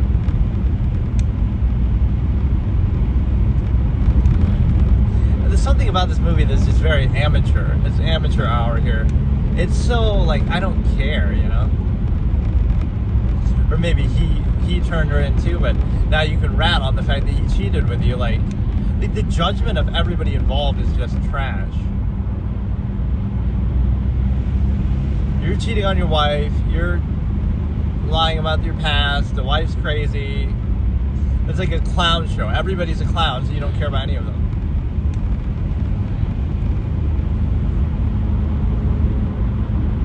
Gee, I wonder if she wasn't so attractive, conventionally, however you define it, if any of this you would get away with. This is a pretty privilege to the extreme. You get to cheat on somebody, you get to be a sugar daddy, you get to, you know, she's just not using her female privilege correctly. Like, what would you do if you were Sydney Sweeney? Oh, you'd become an actress, or oh, you'd make a jeans commercial, or oh, you'd do OnlyFans or something.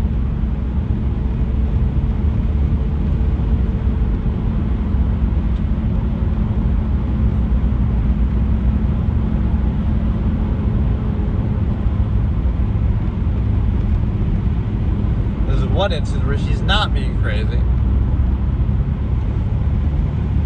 Again, meaning you've done this before.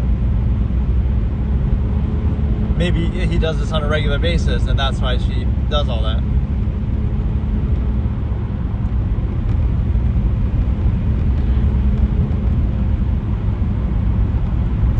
This is sort of justified.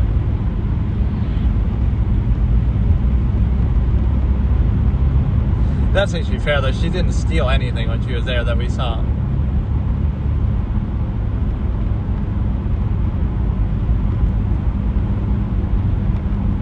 How is it cruelty? You just cheated on her, you fucking... Look at this gaslighting.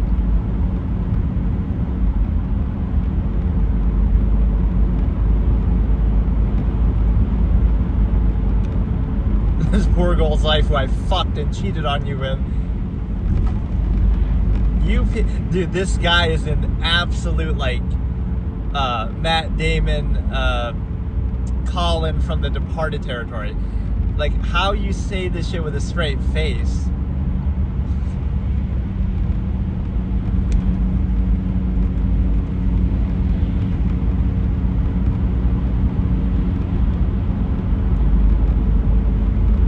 Oh, that was a good passive-aggressive line. But you probably shouldn't have said that. Oh shit, you don't push it. Yeah, that was uncalled for, but still kind of passive. Like, what moral high ground do you have to stand on? You cheated on her. Yeah, she would fucking kill you, dude. She, like, you say that shit to her and she's crazy. Like, she would literally, like, Millie's gonna die before the movie's over because she said that. You could have just let it go. You say that shit to her. But honestly, again, frame the wife as crazy, but she's still the victim in this because this is not the way to go about it. Like, even, oh, I want you out of the house. Why didn't you do that before you cheated on her, you piece of shit? Like, this husband character is the biggest, again, I'm putting him in that Matt Damon shit-face category of, like, Colin, how he can just lie the whole movie and fuck everybody over and just, look at that gaslighting like, I'm low-key rooting for the wife now. This is a slasher movie. Turn it into a slasher movie and she kills both of them. And that's the happy ending because they're both pieces of shit. That's for the lesson. Like, don't deceive people if you're going to do that. Zero sympathy for the husband. He's totally in the wrong. But yet you kick her out of your house because you want to sleep with this little thirst trap maid.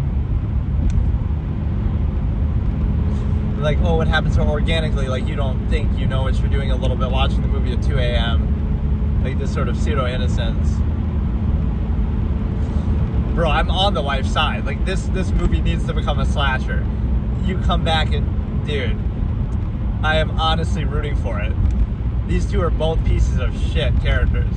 Especially the husband. Again, Millie, I don't sympathize because it's still your responsibility, but you know, when you're married and you're doing this, and you're trying to gaslight and justify, like, oh, she's crazy, she has mental issues, so therefore it's okay to cheat on her and break our... No. It's okay to divorce her before you do this. It's a consistency issue. Divorce her first, kick her out first, and then sleep around, even if that's your motivation. Like, you know you're going to do that, but you can't control yourself. So, like, I wonder how it's written from that perspective. What are we supposed to think now? Are we supposed to be on their side and against the wife? Because I'm not at all. Right, you're making the wife kind of sympathetic. Even though she has issues, it's like, there's better ways to deal with it. And what about what happened to Cece? Where is she? We just ignored her. Like, what happened? Or maybe she was sent to visit somewhere or something. Like that. The woman should get a lot of money from the divorce or something at least too, because, like, you have some proof that she cheated and that he cheated, right? And so you should be getting a big alimony, half the house or something.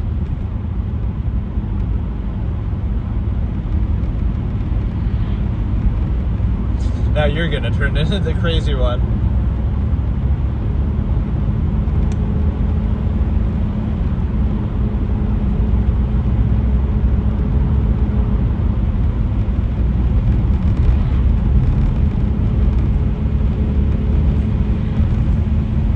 But he's kicking everybody out. Or like he knows something about him that now he's gonna try to imprison her upstairs. He's trying to get rid of everybody that was stopping from kidnapping Millie and putting her in that room up in the attic or something. He was there to protect her from him.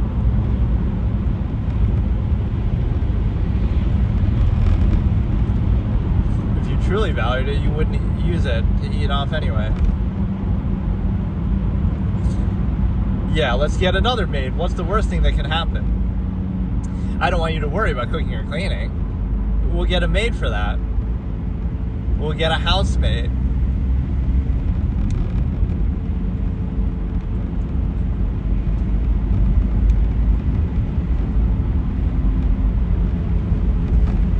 You have pretty privilege. You know, sometimes that's the mark of good writing in a way, although I would say this movie seems pretty bad, but it's like when it makes you kind of piss at a character. Like, it's not like, okay, I don't like this character because he's boring, but it's more like, dude, this husband character is like, if he's not dead by the end of the movie, I'm disappointed. At least give me that satisfaction. Like, it's completely irredeemable. His behavior is just the biggest piece of shit material I've ever seen. And she shouldn't be so happy either, Millie the clown. They're all clowns. Like, this is a circus movie. This is my elitist victim blamer thing coming out. If Millie and the husband get slashed up by the wife, trying to do a slasher movie, she's gonna do something crazy, it would be very, again, from her perspective, at least from a character standpoint, I can't really, whatever, like, I'm assuming that's where it's gonna go, right? We haven't seen the wife in a little bit, so she's plotting something, or, but no, that could be a twist, like the fact that he's like, the husband is actually the crazy one, and he's actually going to, or did she switch it out? I wasn't.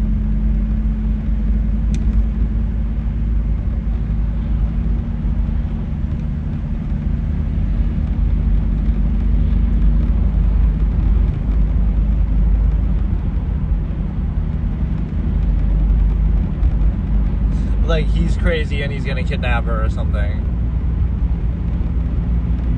And the wife is trying to stop him from doing that. We're in the attic now and it's gonna be locked from the inside.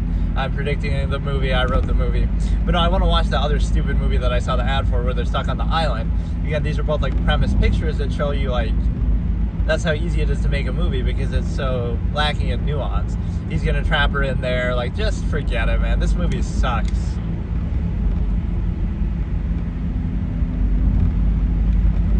No, open it with your assets there, with the whole reason why you're thirst trapping everybody. Pop the cork with your, you know what? Pop it with your feet when you're doing the pose, like the Sydney Sweeney pose from earlier. Like, what a trash, absolute trash. Like, I don't even care what happens. The only thing that would really be like a meaningful result would be them both getting some comeuppance for the thing.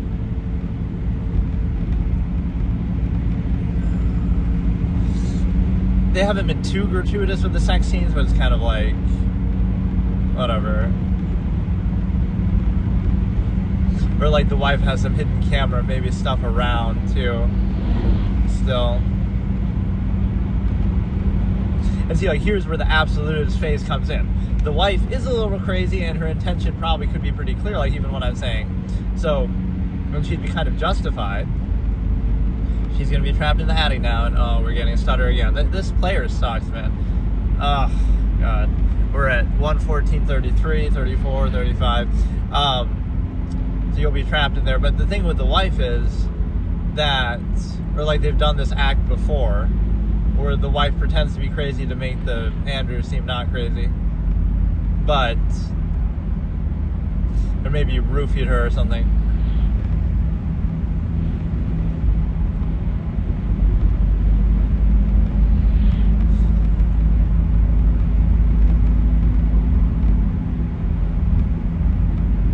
And, like, think about the circumstances. You already had her. You already had her with you.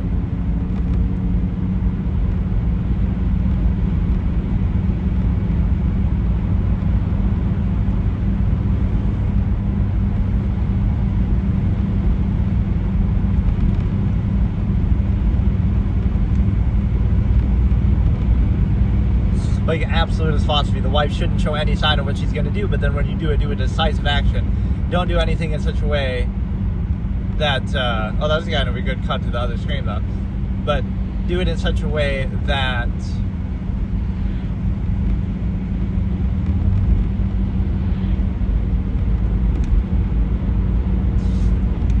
doesn't make your intention obvious. Like, don't try to burn down the house or something, just go straight for them in a way that they wouldn't expect.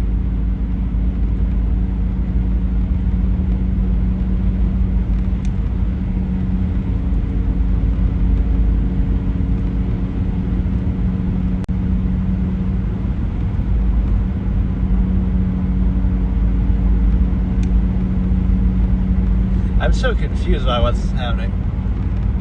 Like, she planned that somehow, but she got a walking thirst trap so that he would cheat and then she could leave, and she wanted to be kicked out, and now she can divorce him or something. No, but she is upset about it.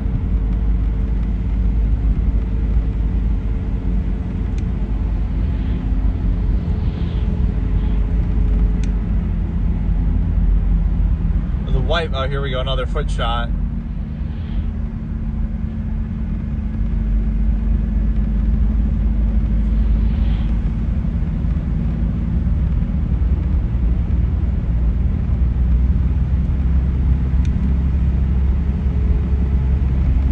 Or like when people use that as an excuse, like, oh, we have a kid together.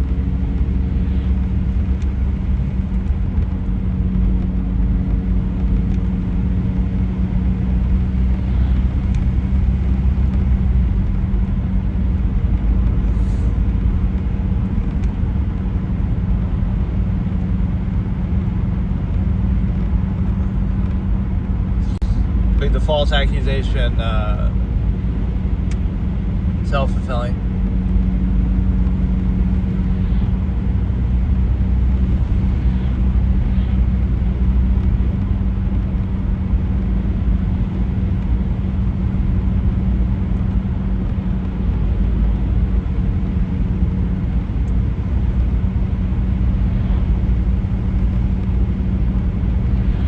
But you should have gotten that fucking professor fired. I love that sex is the excuse for everything. Now the baby's an excuse. Like, I love that. Oh, I couldn't make my career because I got knocked up. And then I couldn't do this because I had a kid. But it's like, you're the one who had sex. Like, where's the responsibility in that?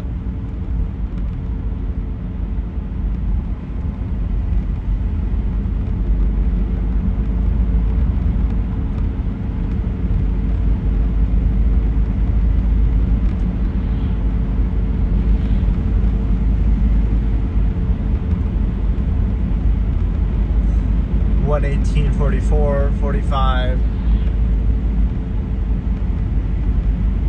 We're getting this backstory that nobody asked for.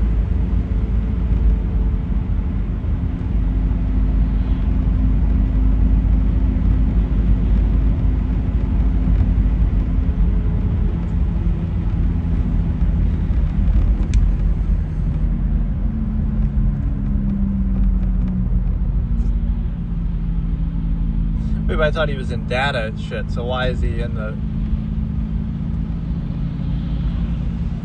I missed exactly what his role there was.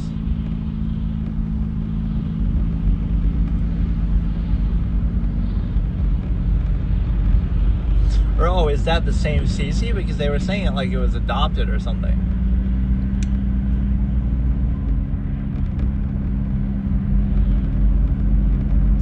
And then it took him 6 years to kick you out. We got the full 666. Yeah, like how you were supposed to resist the professor in college. You're also unsympathetic too. The more we learn about each character, the more of an unsympathetic clown they are. You slept with your college professor, got pregnant.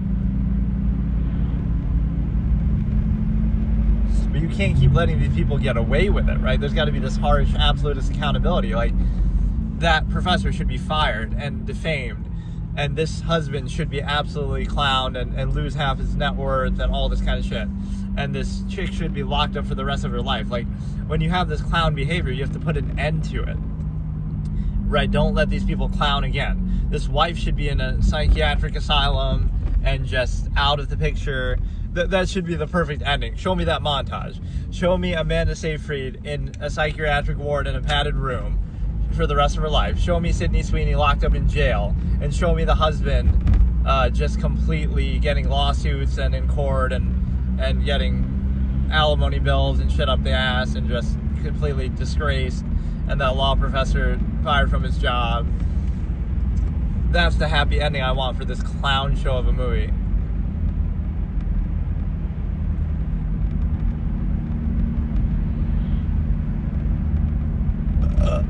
But I hate that. Like, children as an excuse or a privilege or gratification, even though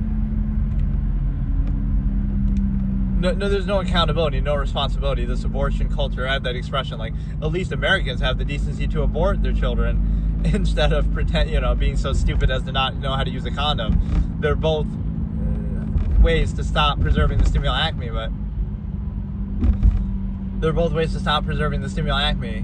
but at least one of them acknowledges the nature of the process. Like, how can I explain it? Like, if ideally you can remove the need and control yourself or whatever. So what is this addict thing? Like, it was always like that, or he tried to do the same thing to her, but that doesn't.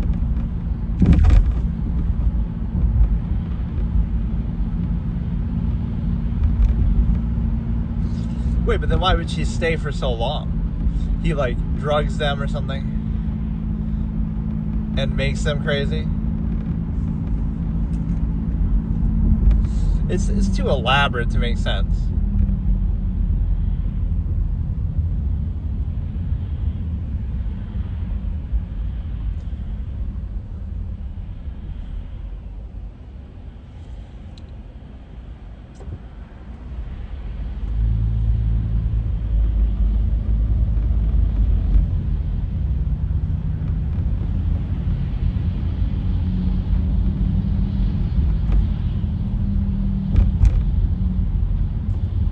It was like the same language.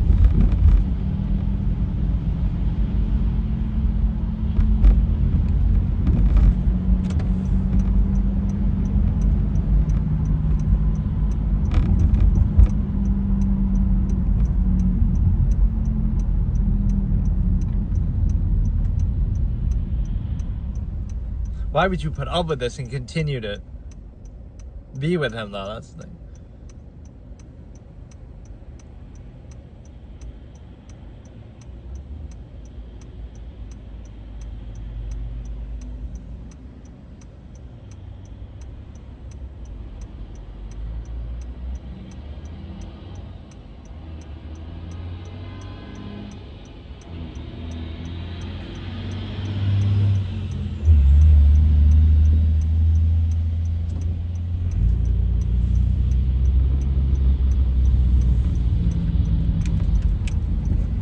Bro has a hair fetish. And this makes no sense, though, how they've written it. Like, it's...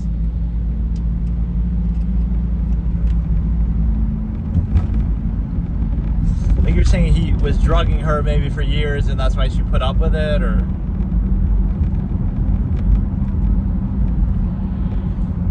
break that window. Like, how hard is it to really get out of there? Make a secret... It's not even really that surprising of a twist, but... because they lay it on so thick that she's...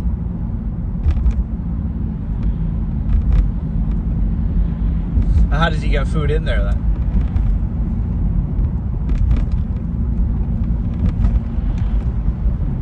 Try to escape. Maybe you have... you still believe in love, though. Maybe your judgment is fucking garbage, that you end up with the law professor who ditches you when you get pregnant, and then you end up with this guy.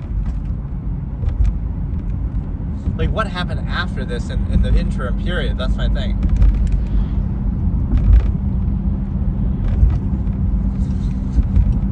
You're trying to tell me this dude has Sydney Sweeney, and then...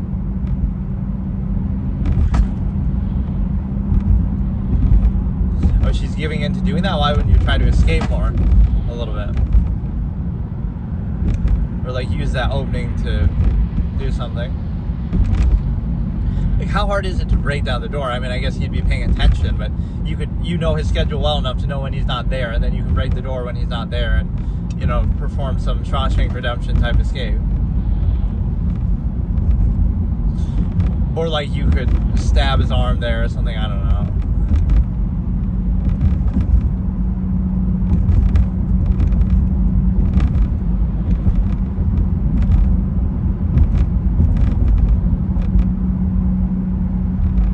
This is like sort of brainwashing, conditioning type thing, but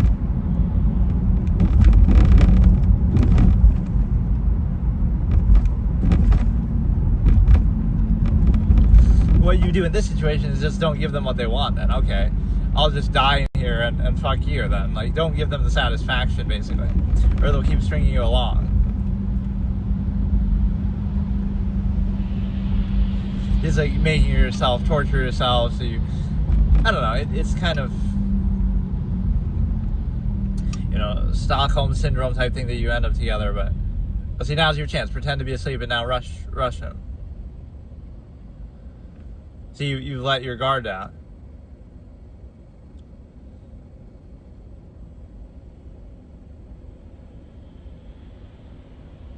The door's open, you better get the fuck out of here.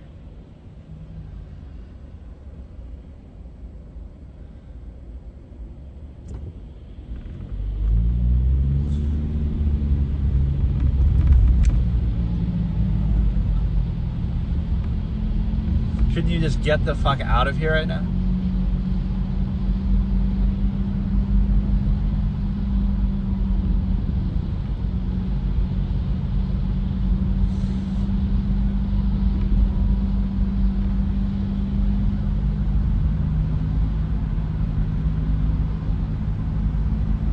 Oh, he drugged her at the last second there. Oh, that was dirty. That was almost like you could have just run out, and if you didn't drink that, then you might have been fine. But like, how are you gonna... Like, such a plot device type thing. Like, it's stupid, like in Hannibal, where, oh, Hannibal drugs them so much that they cut their own face or eat their own brain or something. It's like, it's using it too much as a plot device, like the devil's breath type thing, which is a real thing. Like, oh, you can make somebody do anything you want, but...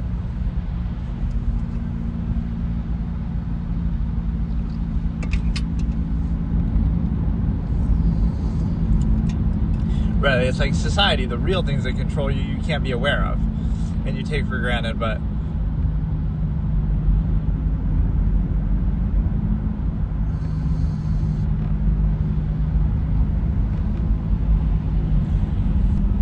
Like, isn't there some self-awareness that you would realize, like, okay, I don't want to be there, and...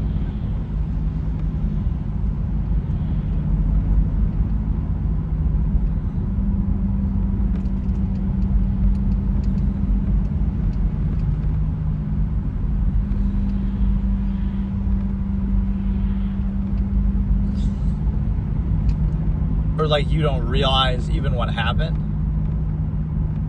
No one would believe it, but do you believe it is kind of the thing. And you would stay.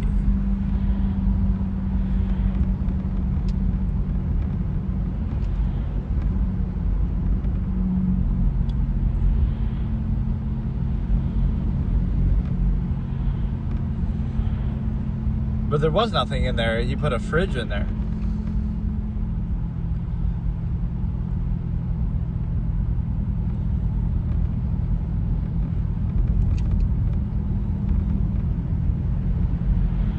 Oh, you do it for the kid who you had because you couldn't control yourself and you had sex with the college professor.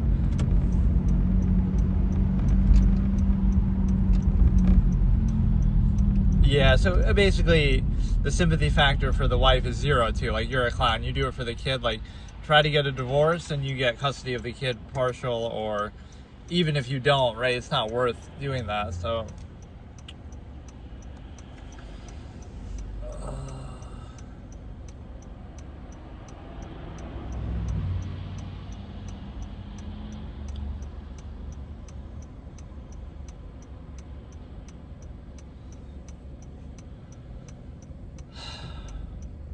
Like, I was waiting for that motivation and it just wasn't quite good enough.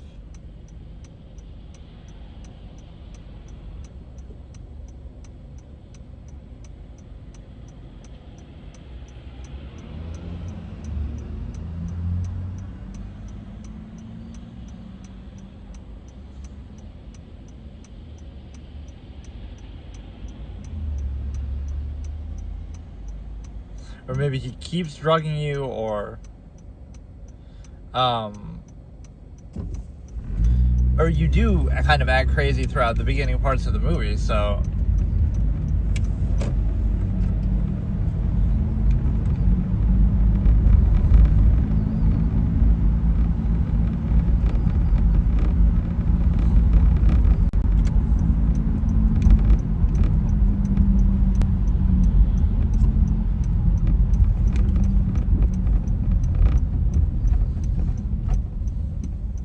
But it's not worth it. You're letting yourself be.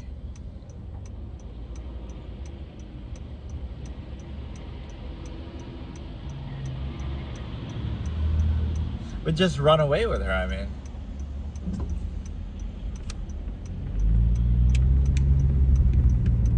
It's kind of your fault that you were a promising law student and you couldn't control your animalistic, hedonistic urges, and you got pregnant, and that ruins your life.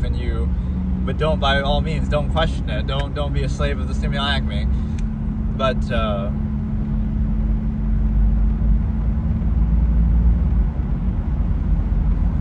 you're using one mistake to justify another. Oh, I had sex with a college professor and I had a kid, and then now I'm going to let myself be treated this way for the benefit of the kid. Like, I was on the wife's side for a little bit. They could have wrapped this shit up. She could have just killed both Sydney Sweeney and, I mean, obviously Millie and the husband, but instead you want to do all this shit. Now I don't sympathize with the wife either.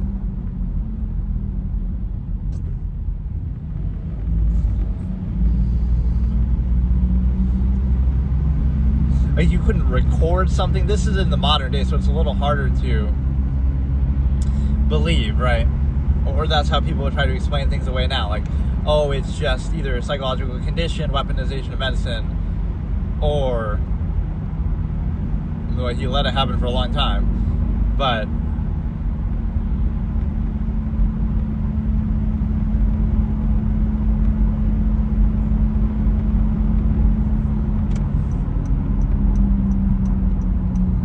oh, it's her devious plan to get him to cheat, which is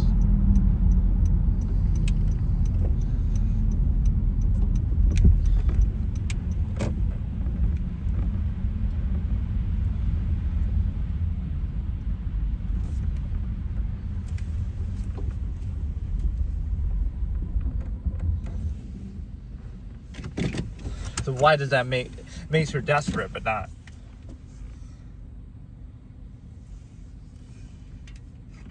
Or I guess we didn't know that part.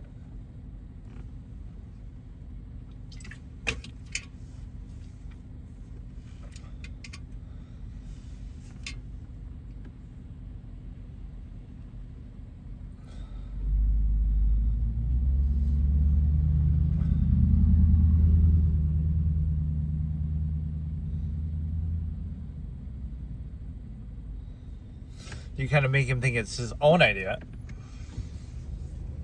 It's just so needlessly elaborate. Like, in this modern day with like camera phones and shit, you couldn't like come up with a way to like record something of the husband doing. Like, if you know he keeps putting you there again, even in the attic, you secretly, like how she even had phones and stuff on Millie, you secretly put a thing when your husband's not home one day, you put a camera in there, you somehow, rig it up to record, and then, I stopped it, by the way, but you put it up to record, and then you get that, and then you use that as proof externally to show that, look, this is what the husband's doing. Record him saying something, you might think, oh, he monitors that, but he does not so perfect that he's going to notice all that, right? That's kind of, what it is? It's the final step, like in the Truman Show, that I kind of call absolutist behavior. That by the end of the Truman Show, what does he do, right? He tries to run away, right, like through where they fake like the nuclear leak at the plant, right? And then he's brought back. And then that's when the scene, like where his wife says, do something and all this. So what he does then is he understands the nature of the process, right? Like, he knows, like when she says do something, like, who are you talking to, right? He knows for sure deep down that, okay, there's something going on. But the best way to do it then is pretend like, okay, everything's back to normal. So then he starts acting like his normal self. He's, singing in the mirror, drawing little things and making jokes. So now he pretends to be his normal self. That is a form of absolutist behavior, because what it means is you understand the nature of the process, but you don't show any sign of the nature of that awareness. Otherwise, they'll try to stop you or prevent you. So you do it in a way, you play along with their artifice, not because that validates it or defer to it or that makes it right. It's because you know how strongly in place that control is, and any attempt to even be aware of it, right, would be thwarted. So Now, you play along, you play dumb kind of, right? Oh, everything's normal, everything's fine, when you're aware of the nature of the process deep down, so that you can take some significant action in a way that won't be detected or won't be, noticed at all. So then he's able to pretend like he's sleeping. See, that's why you might think, oh, they have cameras everywhere and they'd be suspicious or whatever. But that's what Truman kind of conditions them at the end of the movie. That's a very brilliant, I mean, the whole movie is amazing, but that is a good thing. His final act, it makes him an absolutist, right? This kind of fits into my philosophy very well. He understands, like, okay, I know something's going on. He doesn't know exactly what it is, right? But something's going on for sure. But I'm going to pretend like it isn't. Like, okay, I'm back to my normal self. I was just going crazy. I'll go back to being happy and living my normal life. And then, so nobody's really on edge, right? Like, if they really wanted to stop him, it's similar to the line that Christoph says. If you really wanted to escape, there's no way we could prevent him. But it's kind of the opposite. If you really wanted to keep him there, there's no way he could ever escape. You could just lock him in a room. You could just do, so many things. That's what society is. It's sort of a de facto prison, and your possessions hold you down and tie you down and stuff. But what it means is he puts them off guard, right? They're not looking. They have cameras everywhere. They could watch him every second, but they don't care because they think, okay, everything's back to normal. He's fine now. I don't know how long of a period he does that for. And then one day he's sleeping and they're not paying attention. And then all of a sudden he puts the little stuffed toy or whatever, right, that sounds like he's snoring, and then he escapes through a thing in the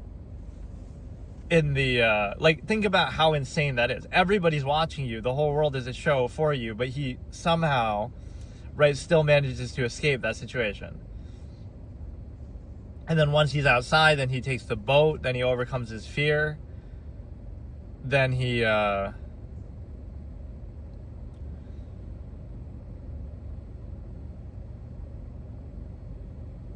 he takes the boat, he overcomes his fear, and he is able to escape that way. So it's kind of like that last leg of absolutism. Like, you are aware of the nature of the process, but you are so aware that you can't face it directly.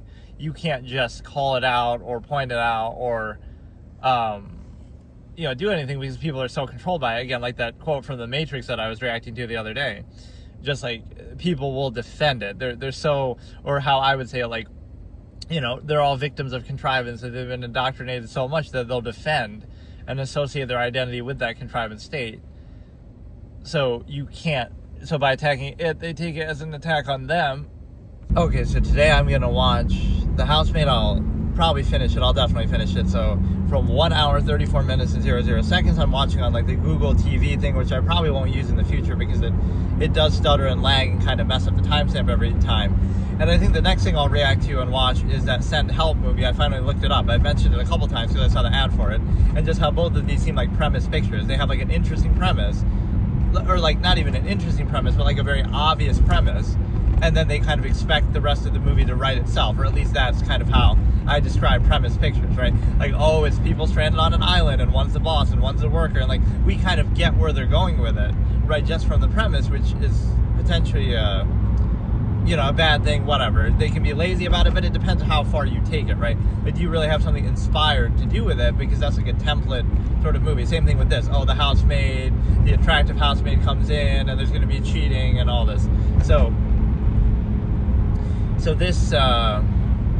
this movie is actually pretty bad so far. I typically don't like saying that before the end, but no matter what happens now, and we just kind of got done watching the whole twist thing come out with a spoiler alert. The fact that she's telling her daughter through this letter all these things, like, oh, it was all part of her brilliant plan. So I look at this as sort of enabling behavior, right? So, well, first of all, the one good thing about the movie is Amanda Seyfried's performance is very good, right? Even especially that the material is so bad, right? Like, he rise above it, and she's still very good. Every scene she's in, whether it's the craziness or whether she's putting it on, right? Whatever it is, like in the movie itself, like, oh, she's pretending to be crazy, so it's kind of leaning into it, right? She was accused of being crazy, and that kind of is ruining her life, and her husband's using that to control her. And then the twist at the end is, oh, she'll really be crazy. At first we think she's crazy, now we think she's not, then she actually will be. But no, it's like, I would have preferred my slasher Fatal Attraction type thing. But no, what I'm saying is, and that's made by Sam Raimi, by the way, it's not help. So I mean, that shows you he's fallen off, man. You go from Spider-Man to this generic kind of premise, but who knows, it might do okay. And so, you know, appeal to the masses. So lowest common denominator, stuff like that tends to do well. But what I'm saying is the fact that Amanda's performance is good. Sydney Sweeney isn't even anything special. They're trying to do a couple thirst trap bait moments, like you know, her in the pose with her feet up in the air. Like that's a very commonly sought after thing in certain circles. Either that or again some sexual scene. So it's very basic. We're gonna start here, but I still have kind of more to say. But it's like, it's just very predictable. And then even when it tries to do the twist, which I guess was a little different than I was expecting, it doesn't really matter that much, right? Like, it doesn't salvage the material. We're starting now. Oh, I messed up? Okay, fuck me. I guess, I don't know, I can't deal with the timestamp, man. We'll be like a minute off, I guess. I don't know what to tell you. Or maybe I'll pull over again and try to catch up, I guess. Oh my god, man. This player is so fucked up.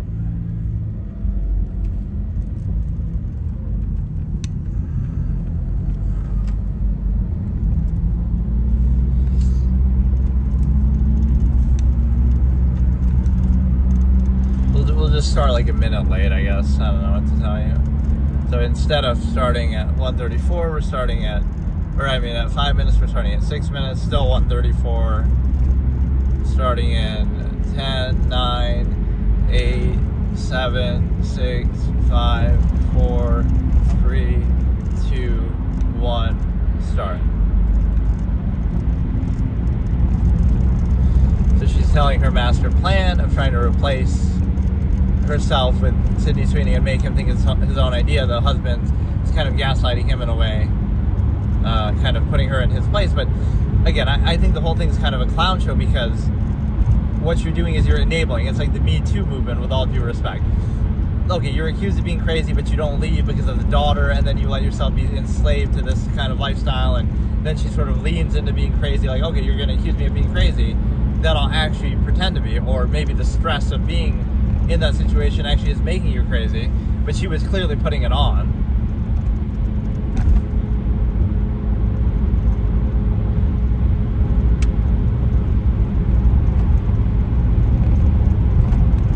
I mean, the daughter tried to warn her, and whatever, the gardener was looking all weird. Now you have to be all quiet and pretend you like it, or wait till, like, there was that one moment where she could have run out too. Wasn't that, or that was with the other chick, and then she drank the water stupidly. She could have actually just gotten out, but no. It's kind of, he always says that, just not yet, make you pull out your hair. Like, what excuse will you come up with now? Oh, okay, I didn't even catch, like, I saw him looking at that, but he has like these certain tics. That's actually kind of funny. It was something to do with the hair. Now it's to do with the china. It's like, what excuse are you going to come up with? Now you're going to have to put it back together.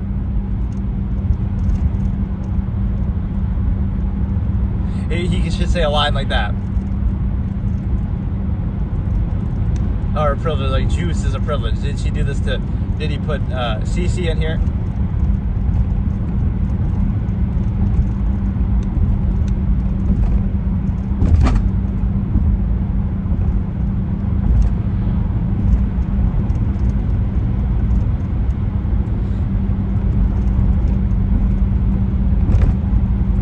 What the fuck? This is more extreme than, well, I guess you do self-harm, but like, why would you put up with this after the fact? Because you don't have a child, for example, to keep you there. That's the thing. Right, like Cece was the only reason why Amanda Seyfried put up with it. You couldn't use that thing to carve your way out, Shawshank Redemption style.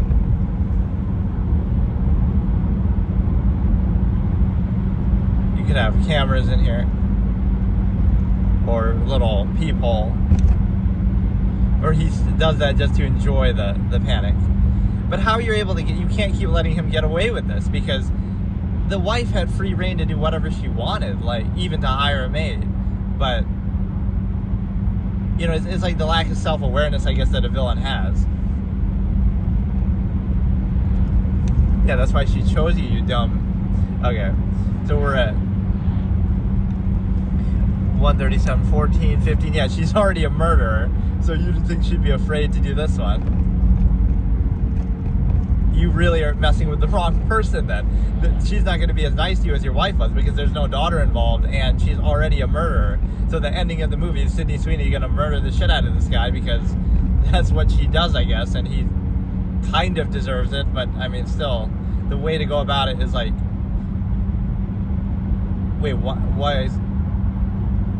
You didn't mean to do it, as you repetitively hit him.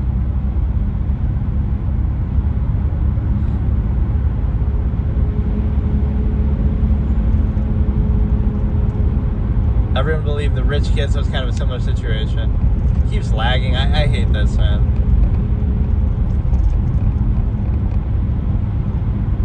So I don't get it. I miss why she actually did it, because the guy was cheating on her or somebody.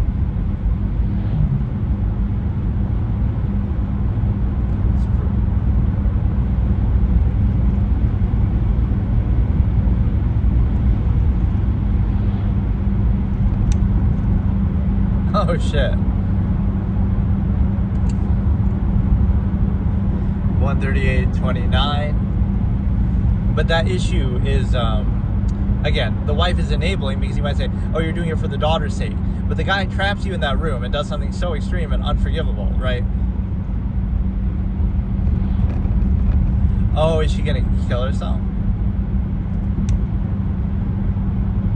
Like, you surrender maybe temporarily, but no, don't do it. Don't do it.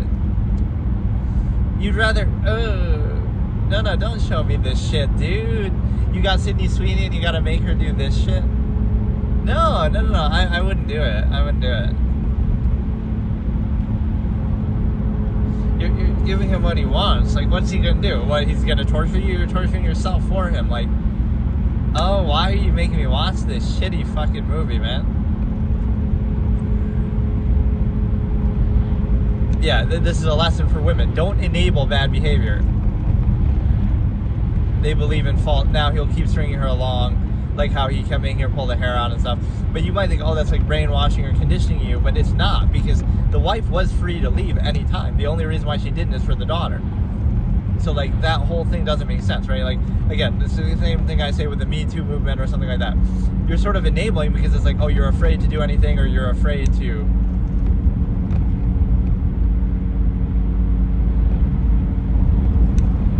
Yeah, and get a big divorce settlement for you, too.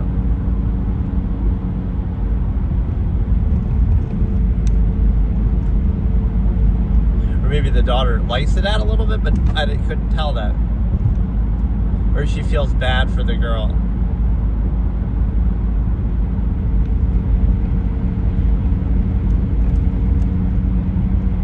I mean, she did cheat, so, like, are we supposed to feel bad for any of these people?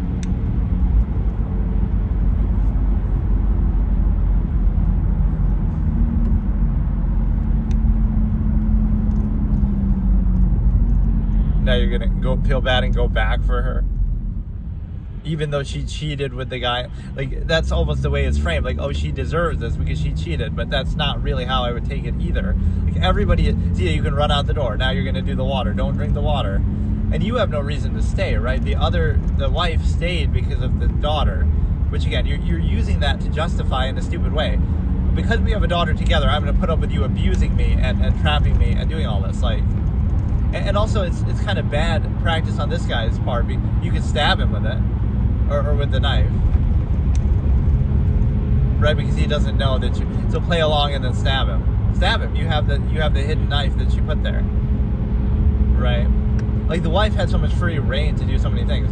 She could have put a camera in here and show everybody what you're doing, right? Like, the husband would never know. He's not that meticulous. Yeah, stab him. There's too much of the movie left, but you can totally stab him. right? You got the opening. You got it. You could run out.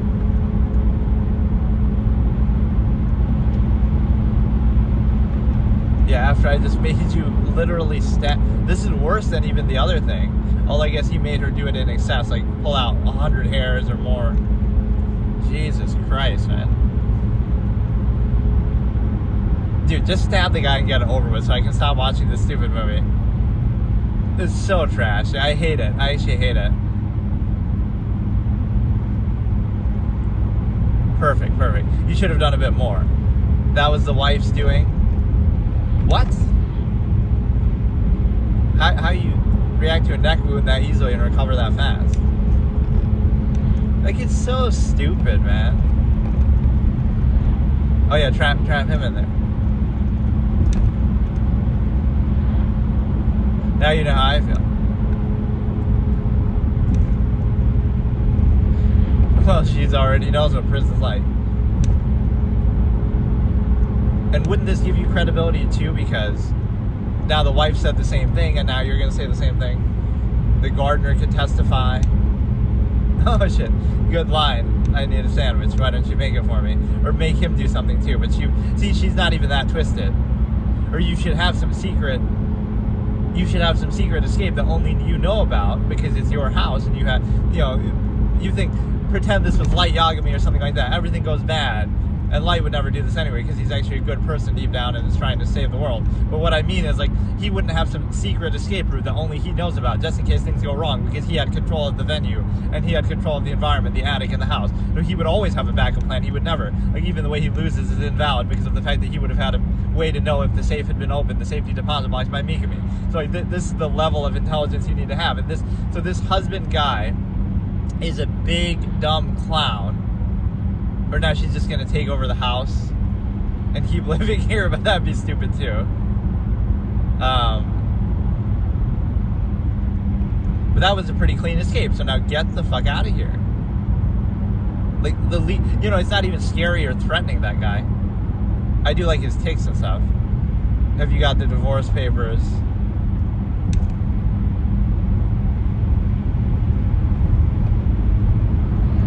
Or you can just steal. She's gonna steal a bunch of shit from him, which arguably is that good restitution. There's like a lot of gray area morality here. Like, it's okay for her to stab him because of what he was doing, obviously, but it's also okay for her to be imprisoned because she cheated with him. Or is it okay for you to, treat her like this because she's a murderer and trap her in this situation? Or is it okay to, or is she going to become the next,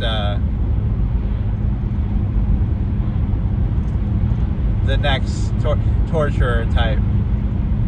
Yeah, you've kind of fucked with the wrong person, though. A convicted murderer. Maybe, I don't know if the husband knew that or not, actually, before. The wife knew.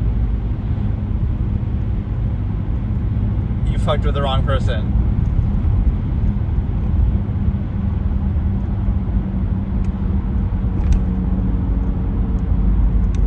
I like his little fixation on those kind of things, the China and the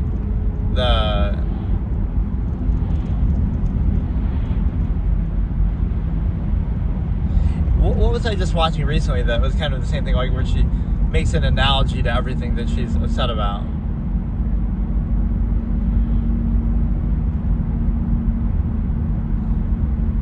Like, she won't say it directly, but she'll say it. I'll use the same line against him just now. But why are you even doing this? Or he'll, like, give the phone and make him do something. Like, concede his wealth or something. Confess to what he did.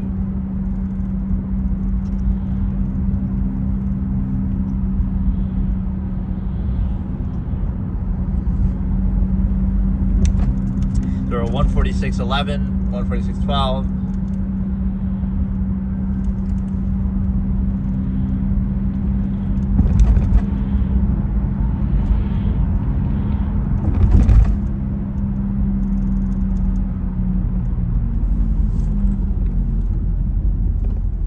She's kind of trying to play the part, but she's not good enough at.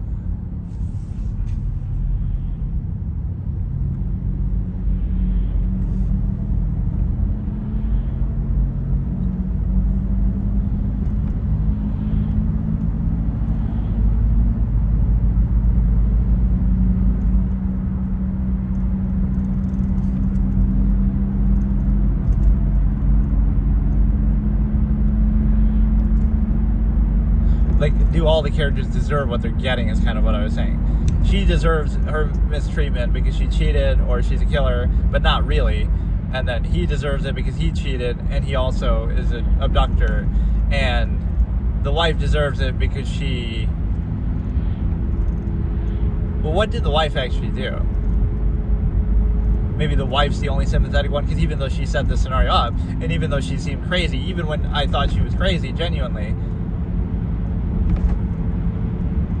or he was being genuine too, he's not even putting that on.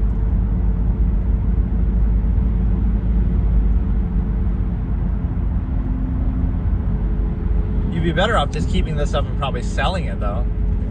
Take some money. But she's vindictive like this, that she's a killer.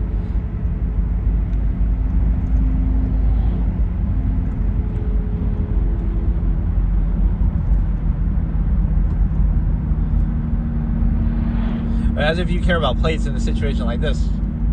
Your neck has fucking been stabbed. You're gonna bleed out in there.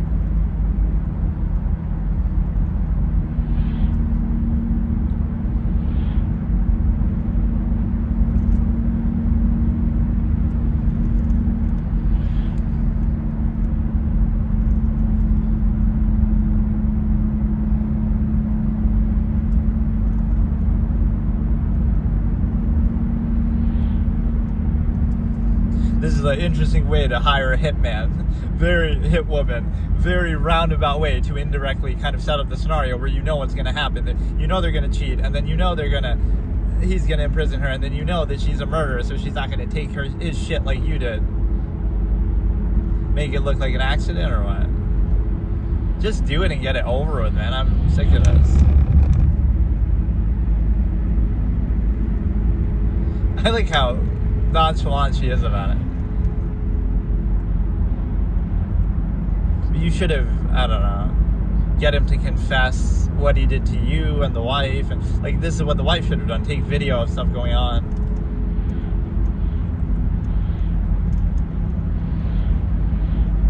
The idea of making people torture themselves is kind of...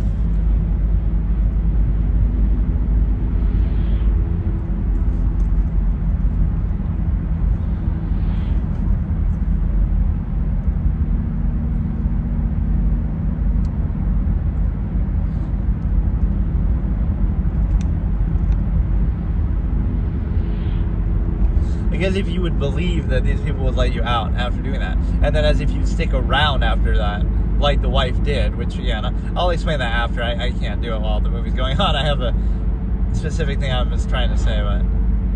Or it'll be secretly a golden tooth that'll be worth $1 million. Like...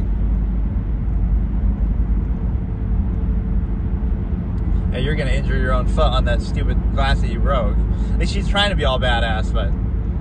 She's maybe trying a little bit too hard. Yeah, the wife is the sympathetic character both before and after we found out what she was doing. Before, like, oh, we think she's genuinely crazy, but that still doesn't justify her being cheated on. If you want to break up with her, but don't cheat on her. And then the second thing is, if you, even after the plan, it's like it's just a way for her to escape the situation. So either way, the wife is the only character you feel somewhat sympathy for. Even then, she kind of is enabling. And what happens is, or is she going to come and kill? Oh, I wasn't even thinking that. Is she going to come and kill the wife too? Which is kind of, and then she'll adopt Cece. Like fucking, but she was right about that. She can handle herself. She did, and she left the knife there, right? The wife, 15104. It keeps stuttering, so I don't know what to tell you, but it just kind of ruins the whole thing. I can't see anything too because it's dark and it's sun and glare and stuff. But see, that's why the wife almost doesn't deserve it, because you could say she set up that situation, but then you cheated, which doesn't really make it right either. But and you might think, oh well, she doesn't care about that, the cheating, because he's a piece of shit anyway. But it kind of is relevant because.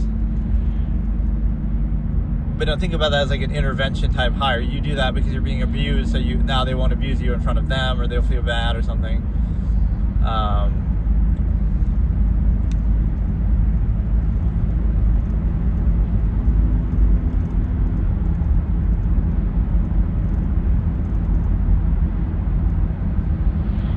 Or like the wife is gonna set the guy free, maybe, or what?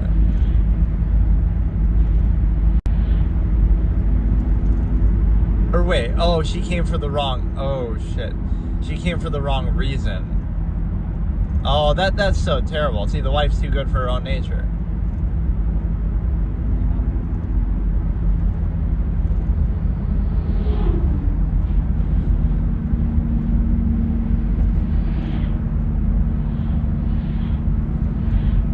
That's so. She was genuinely being a good person too and trying to help.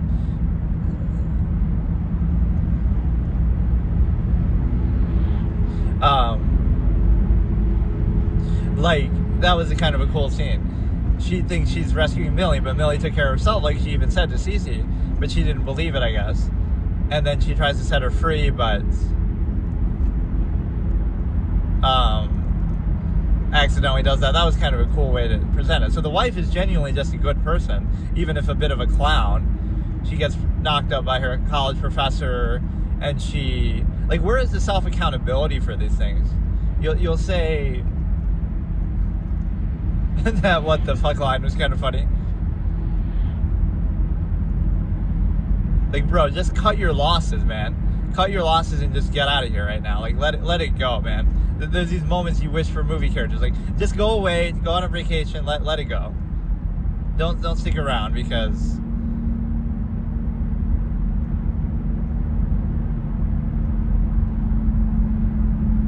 like, everybody should have that instinct. Just leave. Like, you've done enough.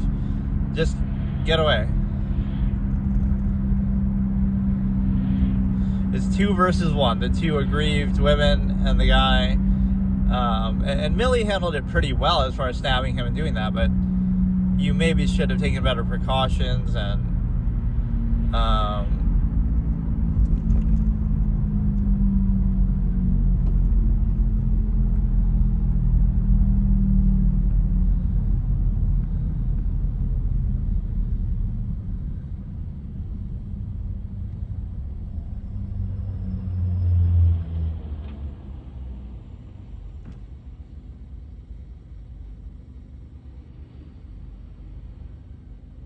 or like maybe she somehow wanted it too, but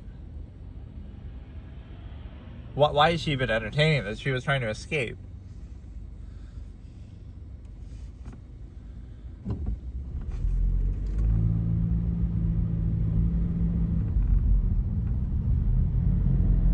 Okay, we can pretend like this didn't happen. Well, what about when you made me pull my hair out? Did that happen? Bro, like, what? You use the word love like this.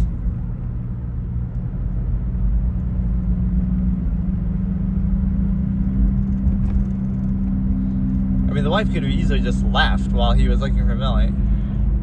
But she's kind of into this, I guess, or what, man? She is crazy for, like, a different reason. Or, oh, now she won't be into you because you lost her smile.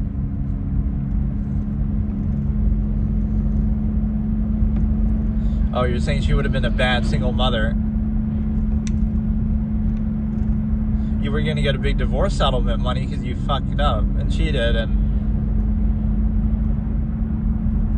Really? You're letting him gaslight you after he's done this to Millie and to you? Like, this is the down bad society.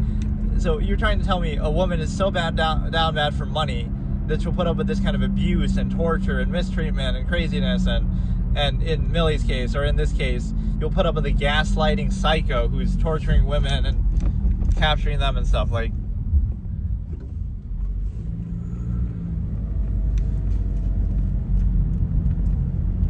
what is the dissonance that I'm missing here?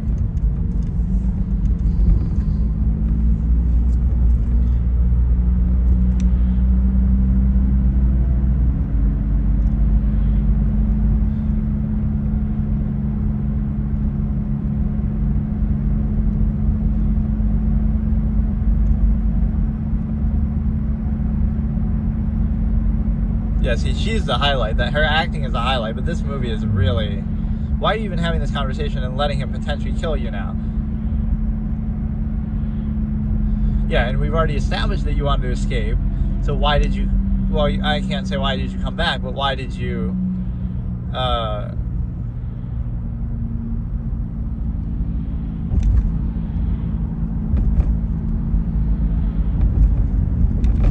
she waited for just the right... Oh, there's a Chekhov staircase. Chekhov staircase, American Psycho type moment.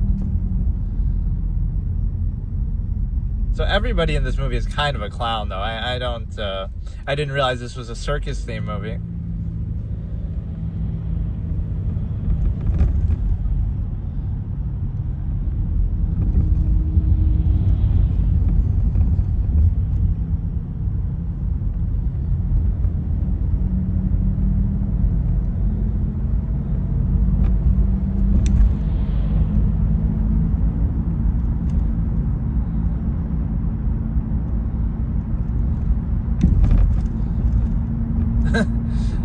But no, like, how would you explain all the other bleeding and shit like that? I mean, it's a decent ending, so I guess there's no love lost between the two women.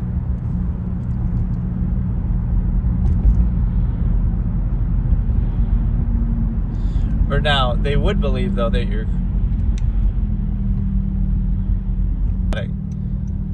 Oh, man.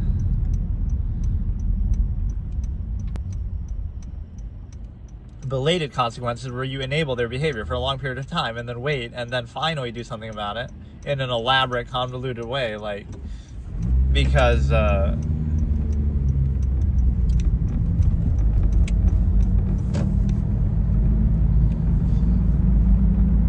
yeah, like, what is the...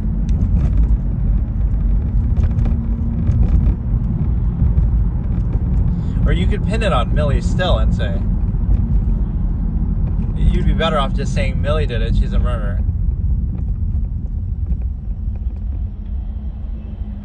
What about all the blood upstairs or in the attic?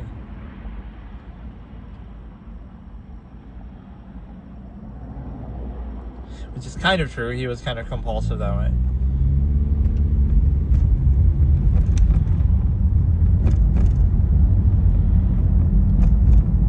Yeah, and what about all the other things around the house that you... Or no, I guess Enzo maybe cleaned up.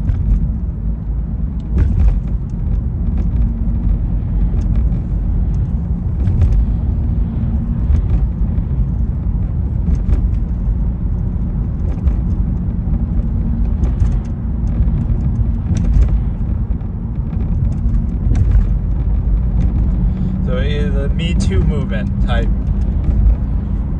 behavior. So she maybe is sympathetic with that. So the cop happens to just be...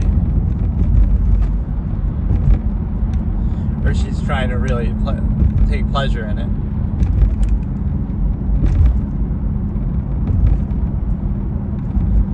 The cop is sadistic about it, or what?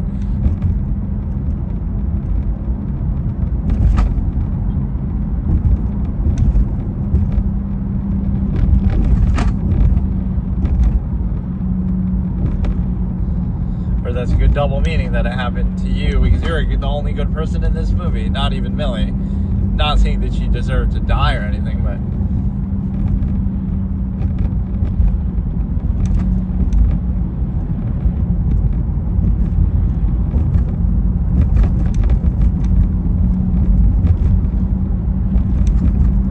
The mother just looks so perfectly pretentious.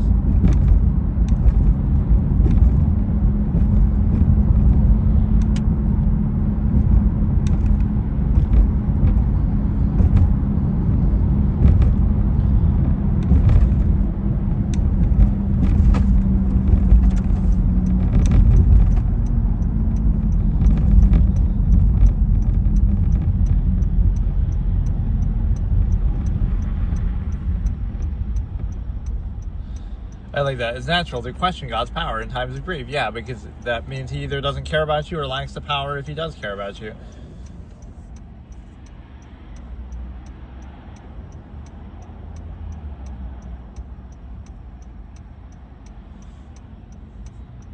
But it's kind of like she would have gotten a big settlement in the divorce anyway, so... I guess the cops didn't question it because that chick was familiar with that guy.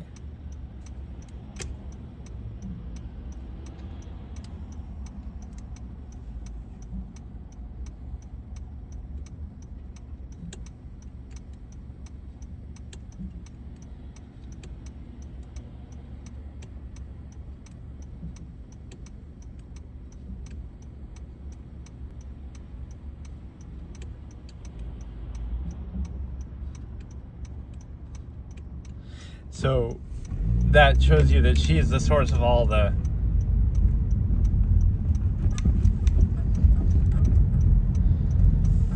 You don't have to put up with the mother either now.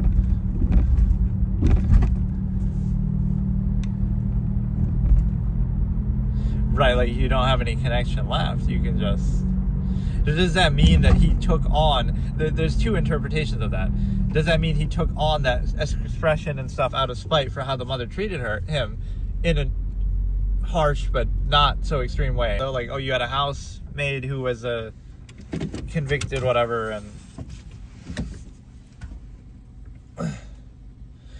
in a more normal situation, you're still a piece of shit, Millie, because you cheated with the husband. Like,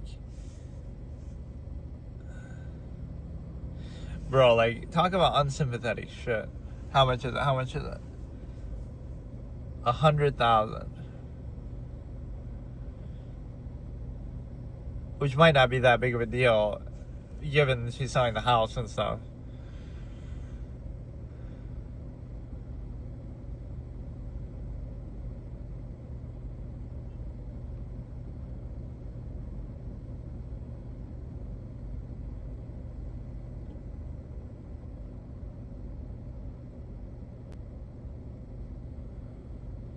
Except for that part where she set me up to be tortured. That was the part. A little unpleasant.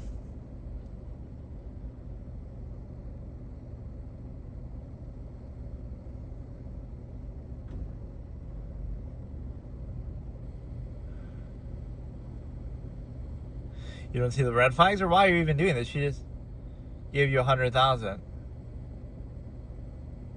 Or like what? She's doing this as like a service? She's like a hit woman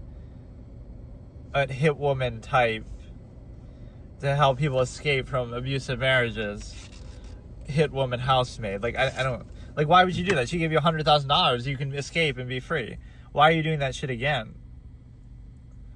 And so I like this. Okay, let me see, what was the check from? Was it like something life insurance related, or like what exactly was the context of it?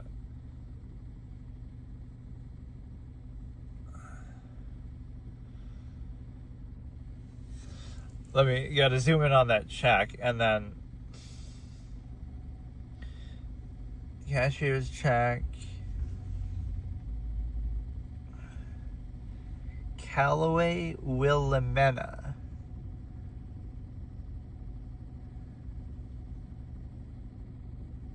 Wait, what?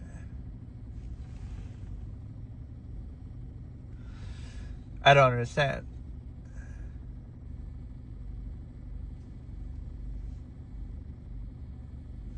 But whatever.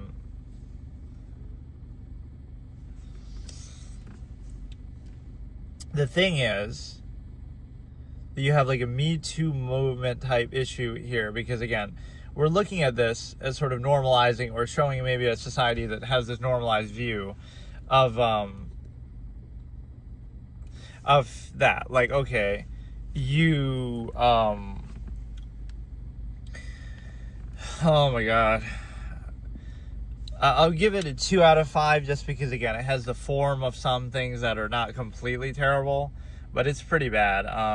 Her acting is the main good thing. Amanda Seyfried, even the other actors weren't that special. Like, Sydney Sweeney was okay, but the issue is that, yeah, let's look at that topic just as an aside. Like, you're sort of justifying or enabling abuse. Like, if something really bad like that is happening and he makes you pull your hair out and he's like, torturing you, oh, you're doing it for the daughter's sake, which, again, and nobody believes you and they think you're crazy. But then wouldn't you fight that to the end? Like, okay, you're not going to put up with it. You're going to leave, because you are kind of free to leave in the sense that, oh, it's because of financial dependency. That's okay to put up with abuse. Or it's because of you have a child. That's okay to put up with abuse. Or it's because they're powerful and rich, so that's okay to put up with abuse. Or it's because they have a lot of connections and you're afraid to speak out, so you put up with abuse. Like, that's not a good reason to do it, right? Like, none of those are reasons. You should make a big thing about it, and if they don't believe you, then keep doing it and make a spectacle out of it, or leave the situation still, try to divorce or whatever, and try to, try to just separate yourself from that. So it's kind of like this reliance that makes you put up with things. And also, it's kind of like you get welfare from the government, so you put up with its abuse or whatever. But no, the thing is that what you have to understand is that the wife is kind of free to leave or do something in a more direct way, like take a picture camera of the attic when something's going on, like she had like free reign to it. She left the knife there, even the access. So you had more free reign to do stuff in a way that, you know, like it's not like she was really being held down. She could do whatever she wanted, right? The wife. She might have put up with it because of the daughter, but it's not like she was being held captive on a daily basis. She's free. She's moving around the house. So like, as much as this guy's a dick, it's more like she could have left that situation. He can't. You just go run away, and if he tries to chase you, then he looks like the bad guy. So this notion, it's less convincing in the modern day too, because you have cameras and you have recorders and you have all these things. So make him do it again. Like she even said that, over your juice or your cup or something, he makes you go back in there. So one time when he makes you go back in there, you could have like a little hidden camera or a little recorder somewhere or something. And you might think he'd notice that, but it's not that simple, right? You could do it in such a way that he's a bit of a clown too. He's not perfect with how he's doing it. So all these imperfect clown type villains that aren't even threatening at all. But look, it's this fallacy of enabling bad behavior, right? You make like, so okay, let's think, what would an absolutist type do aside from not preserving the stimuli acme and not having, I love that turns into an excuse. You're irresponsible when you have kids, when you don't want to have kids, and that's your own choice and opinion, and then you use that as a reason to justify other actions in your life. Like, are you serious? Yeah, just have an abortion like all these Americans, at least then. What you have to understand is, okay, assuming you're even in that situation, you already failed and you preserved the stimuli acme or whatever, the guy puts you in the thing. The guy puts you in the attic and then makes you pull your hair out, but then he lets you out, and then you stay. You stay at that point because, oh, nobody's gonna believe you. And so what you should do is you should leave that situation. You should try to run away with the daughter. You should try to, you know, make a big thing, make police reports, make reports. And if nobody believes you, that's fine. But, right, you might think that's encouraging by the cop that her sister or whatever was with him. But, right, it's like you're able to, you shouldn't need that, right? Like, you're giving too much credibility. Oh, he's accomplished or whatever. But the problem is that, and sometimes you can look at it like that, oh, like accomplished people feel like they can get away with anything kind of a thing. But look, you should leave immediately after you escape that attic, right? The wife. And then you could also take the daughter with you, or even if you can't, then leave that situation for the time being, and then make a big stink about it. Try to secretly record something if you do stay. Make a big stink about it. If they don't believe you, that's fine, but then at least it's on record, and then something comes out later. But instead you do this whole elaborate thing. So this notion of putting up with abuse like that and treatment like that is crazy. Like, why would you do that? And again, you can use the child as an excuse, but that's a bad reasoning. So I put up with this bad treatment because I have also shows bad judgment. Like, so like, just don't do that. And especially don't do it because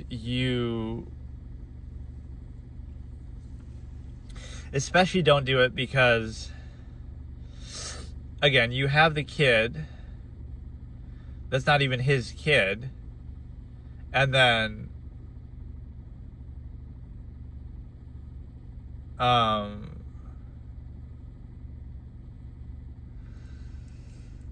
that shows you in society, like, a lot of things like this are done for like a status thing, or make a big spectacle, or use as an excuse or something, right? Like, you don't have your own life together, but you're gonna have a kid, and then use that as a thing, like as a motivation or something. It's so stupid. Basically use it as an excuse, like, oh, this is priority justify. Like, are you serious? You didn't have to do it, and now you're gonna use it as like a prop to do whatever, give yourself purpose that you otherwise didn't have. Again, the stimuli acme to a T. But no, what I'm saying here is, like, he puts you in the attic, he does all that, now you should leave that situation. And if you leave that situation, then you make a big stink about it, it's on record, people think you're crazy, but just leave, go do something else. And then if you deal with that, you